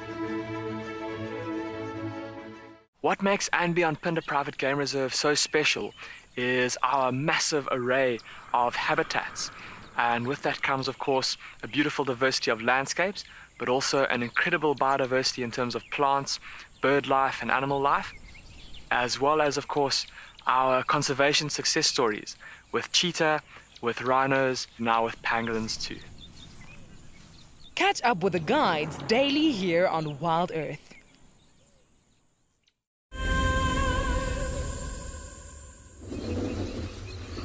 Welcome back to Ambient Thunder, where this mother cheetah and her cub have moved ever so slightly, a little bit closer to the big marula tree that they're lying underneath. See how they're now lying in that very thick green grass. Maybe just to try and get a bit more shelter from the wind. And maybe also to get a bit more cover in terms of trying to lay low. Look at how Mom was grooming the cub's face. Oh, that little cub is so cute. I cannot get over how cute that little cub is, everybody. It's still so small. Probably somewhere between 3 and 4 months old. Still with lots of white fur all over its back, like I was mentioning earlier. It will help it to camouflage into the long grey grass. And when Mom stood up, I had a look at her tummy, and it doesn't look particularly full. It doesn't look like she's desperate, but it's definitely... Do you see the little paw? The cub is lying basically on Mom's shoulder, and it's trying to play with her. It's currently got its paw on her head, and I'm imagining that maybe on the other side it's trying to bite her neck, practicing its killing bite that it will one day use if it makes it to adulthood to kill an impala or to kill an nyala.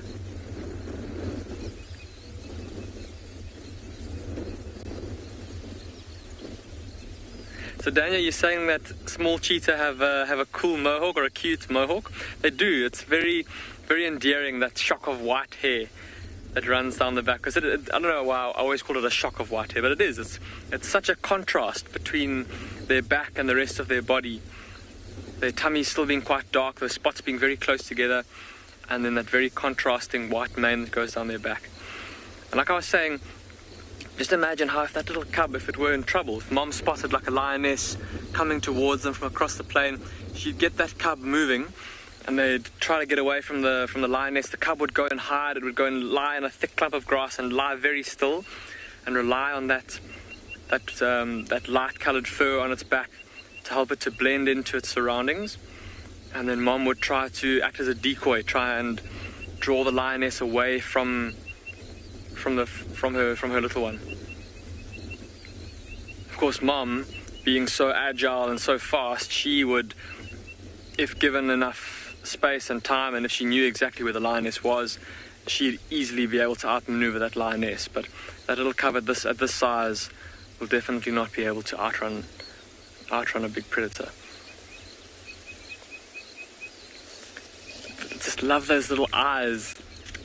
I spoke about the wildebeest's eyes and how cute they are, but look at these little eyes, those dark little eyes, and they still look almost, I don't know if you've ever if any of you have had puppies at home, how when they're small their eyes almost look like milky and hazy. From a distance, looking through the binoculars, this cub's eyes still look like that. Oh, and it's just so cute.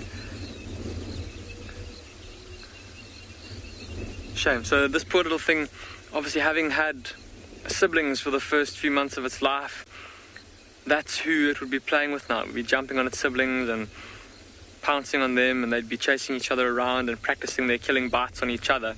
But now all it's got is Mum. So it's going to be interesting to see what happens with these two, because this cub is still very, very, very vulnerable at this young age. And with this mother cheetah being a first-time mum, she's obviously learning lots of lessons from her first litter already. But maybe, and just maybe, with her only having one cub now, she'll be able to, it'll be a bit easier for her to rear this one cub. Five little ones is a lot.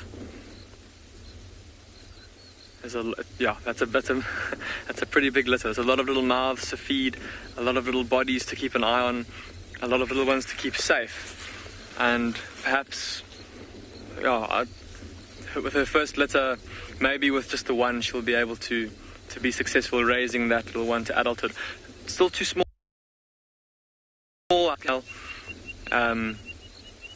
Oh, it's going back towards mom. It might be trying to suckle everybody. Sorry, Owen. Have a look down there. It's gone straight towards her mammary glands. It's busy suckling.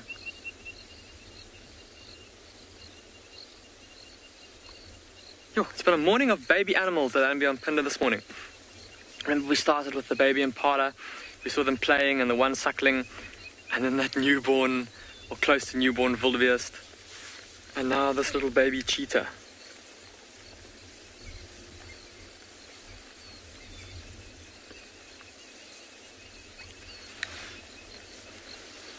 So at this age it will already be feeding on meat, but still in the process of weaning, still needing mom's milk every now and then. But it will be old enough where milk is not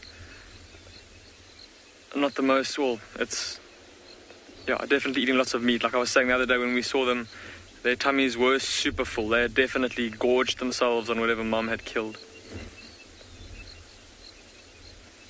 And interesting that it was just saying how big the litter was that she had, and that's something that is quite common with cheetah. They, compared to lions and leopards that have much smaller litters and have fewer mammary glands, funny enough, a cheetah's got more mammary glands or more nipples than a lion or a leopard. This female cheetah, like all female cheetahs, will have 4 pairs on her body. It's quite a lot, and that's and that in itself is a function, of course, for how low in general the survival rate of cheetah cubs is, just because of how vulnerable they are to predators. Her mother, in fact, this mother, cheetah's mother, she was known for being quite successful.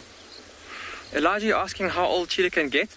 Again, Elijah, it's quite a tough question to answer because of how vulnerable they are to predators, to bigger predators. A cheetah that gets to about 10 years has done pretty well. In fact, I think that this cheetah's mother got to about 10 years old before she was unfortunately killed a little bit earlier this year. So 10 years is a pretty good age for a cheetah. Apparently in captivity they can live to up to 20. But this female is still very young. Like I said, a first-time mother. She's only about 2.5 years old. But I was just going to say that her mother was quite well known for being quite a successful female cheetah. Like I said, she lived to be quite old, to be about 10 years. And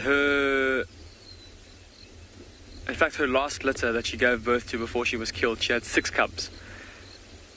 6 cubs, and they, unfortunately, when she was killed, it wasn't too well. Quite sad there. It's been a tough year for cheetah, it seems. It's just been a series of unfortunate events where, in the last couple of months, we've seen lots of cheetah that have met their undoings. But let's not go too much more into that, because this is a lovely sight that we've got here in front of us. Very peaceful sight, very cute sight. This little cheetah suckling from mum. And I'm sure that later, eventually mom will stand up and start to move around to look for food.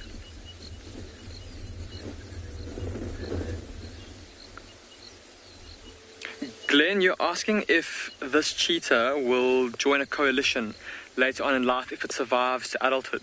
Glenn, that will depend on if it's a male or a female. Like I said, I'm not sure yet if it is. I'm not sure of its gender just yet. If it's a male, typically is only males that form coalitions, and it is possible. It's not the norm. It's normally related males that form coalitions, brothers in the same litter that form a coalition, but not impossible, not unheard of. If he does come across another couple of similarly aged male cheetah that have also just left their mother, there's a chance that he could join up with them.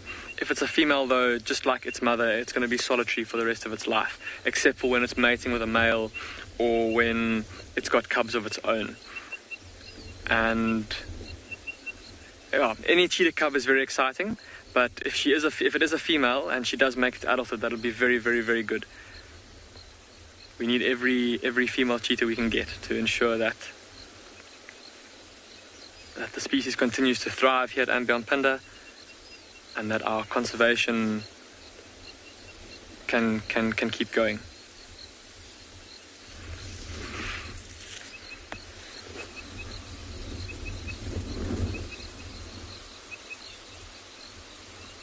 So I was just going to say that Mother Cheetah was starting to look a little bit more restless, or a little bit more restless than she was when you first saw her. She moved around, she's rolled over a couple of times, and I'm sure that with her tummy looking like that a little bit later on in the day, she might start to move around and go and start to hunt. I've spoken about it a couple of times before, where I've noticed with cheetah, especially females with cubs, they tend to be a little bit less active earlier in the morning. And it's almost as if they are waiting for the day to heat up and for the bigger, more dangerous predators to wind down with their activities, for them to go into the shade and start to rest. Almost like she's waiting for the time of day when she's less likely to encounter any of those other bigger predators before she starts to move off and go and feed. Or go to hunt rather. So I think Owen and I are going to spend some more time here just to see if maybe, just maybe, she does move again, because it'll be super awesome to get to see her and that little one walking along through this short grass here.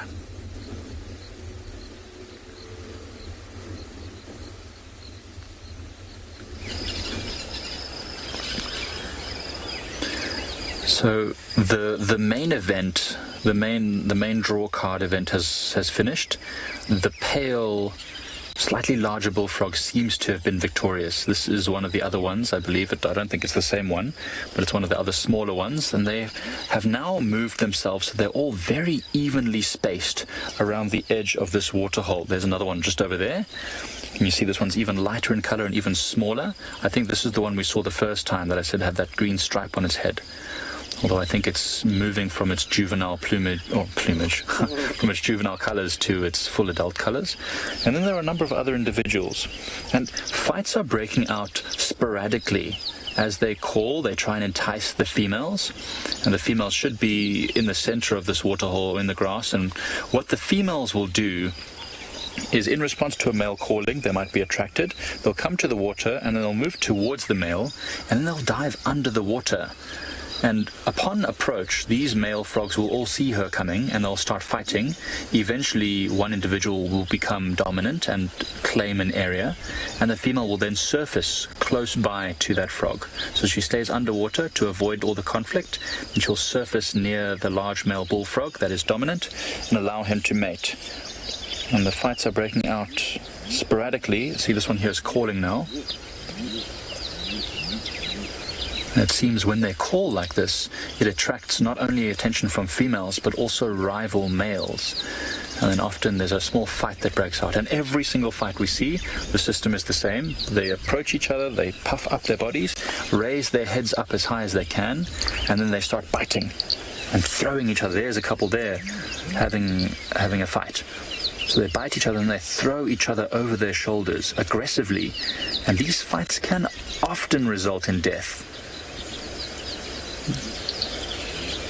Not just death, but also injury. And they've got teeth as well. Small, sharp teeth. And they are not afraid to use them to defend each other and themselves. But they're also diligent, so they also have parental care. They look after the tadpoles. They'll dig channels to keep water flowing in and to make sure the tadpoles have enough water to grow to maturity, or at least to a point where they can look after themselves. Oh, attack! Oh, I think this one's going behind the part which we can see by the car. A bit further left. They're in the grass now. And they are. And but one thing the males will also sometimes do is, whilst they are tending the youngsters, there may be hundreds and hundreds, maybe even thousands of tadpoles. They may even eat some of them, because, if they are to defend the group, they need to keep their strength up. So sacrifice a few of the tadpoles to ensure that the bulk of them survive. Man, it's happening all over now. Left and right of the pool, there's wrestling matches happening. You can see all the ripples everywhere as these bullfrogs challenge each other. And it's only going to get worse as this water recedes. The bullfrogs will fight more and more, and you'll find some of the smaller individuals will have to vacate this pond. So doing a bit of research, it seems like there's a certain limit of rainfall that they need in order to become active like this, and it's quite specific. So research suggests that there needs to be at least 65 millimeters of rain that falls over a minimum, or rather a maximum of 2 days. It needs to be that amount of water that falls. Less than that, they won't come out. So it is quite a specific occurrence. And as I said, in all my time in South Africa, I haven't seen this too. I think this might be the second time or maybe the third time I've ever seen an African bullfrog, and never this close and this much in the open. I'm so happy to have witnessed this.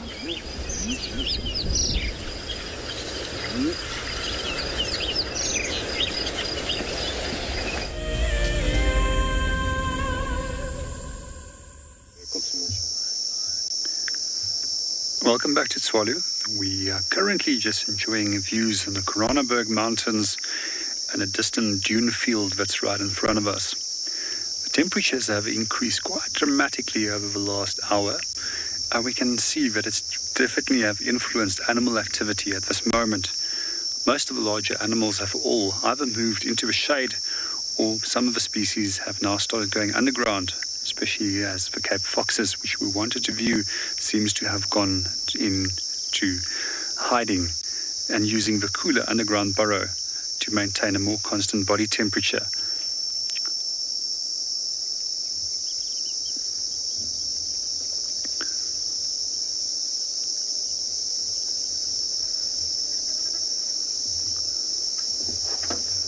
Can you just focus for us on the dunes? Yes, sure. So one of the features that we've pointed out on previous drives is these beautiful red dunes. What I do find particularly amazing about these dunes is that they stretch from north to south for approximately 800 kilometers, and they extend from east to west between 100 and 200 kilometers in distance. So currently the area that we are standing in is known as shrubveld, which is a typical vegetation structure that we find between the dune streets.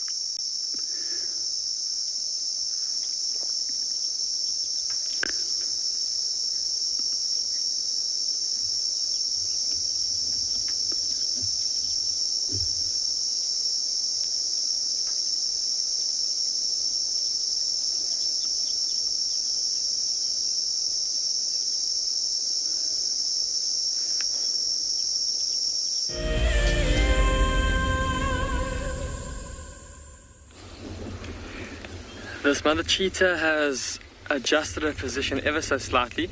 The cub is still suckling. Shame, a moment ago, Mom sat up and sat up like dragging the cub with her. It got dragged up off of the ground onto its feet, still attached onto her nipple. Obviously still wanting milk very badly.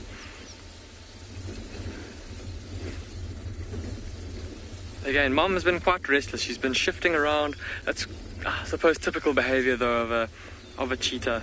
Super nervous and always looking around. But she's been looking more and more alert in the last couple of minutes. When we got here first, you could see she was pretty content. She just lie there, take it easy and rest.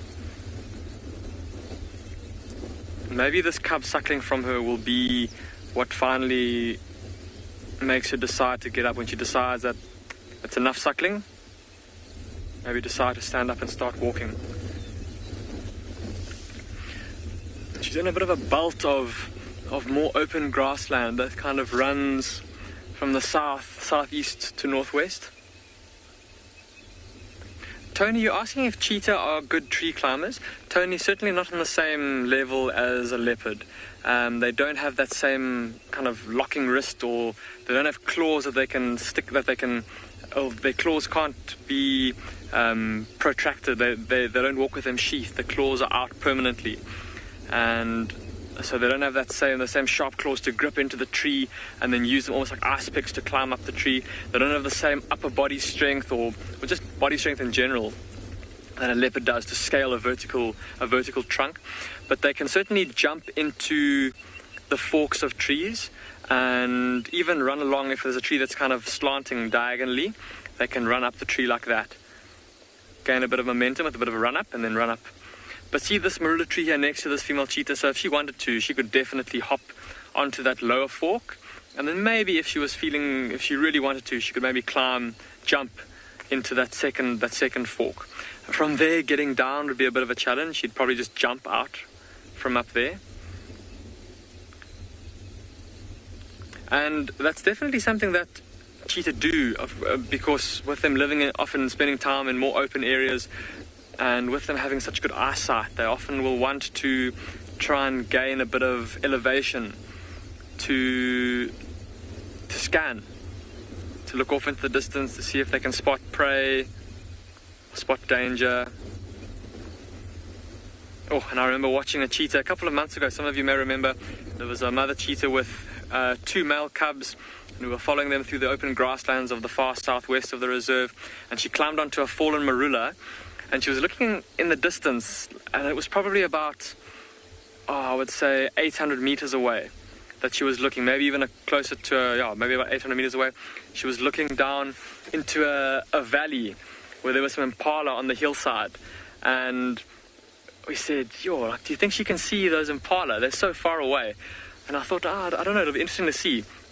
But she looked in that direction, and you could see as soon as she noticed them, her whole body kind of tensed, and she watched them intently for a while, had a quick scan around herself, make sure there was nothing behind her, and then she jumped down and she went straight to those impala. And then it was one of the most amazing things I've ever seen an animal do. She ran into the herd, chose one impala which ran right, while the rest of the herd ran left. She pursued that impala, missed it, and then covered the gap and caught that impala. I've never seen anything like that, the athleticism that cheetah showed. And maybe that's something that this cheetah will do a little bit later when she goes off to go look for some food. But what an amazing morning it's been. It sounds like it's been awesome at Tswalu, at Pridelands, and here at Pindo, of course, as well. We look forward to seeing all of you this afternoon on the Sunset Safari.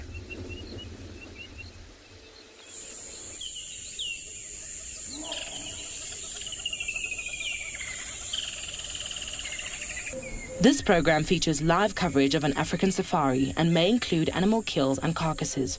Viewer discretion is advised. Greeting everybody, good afternoon.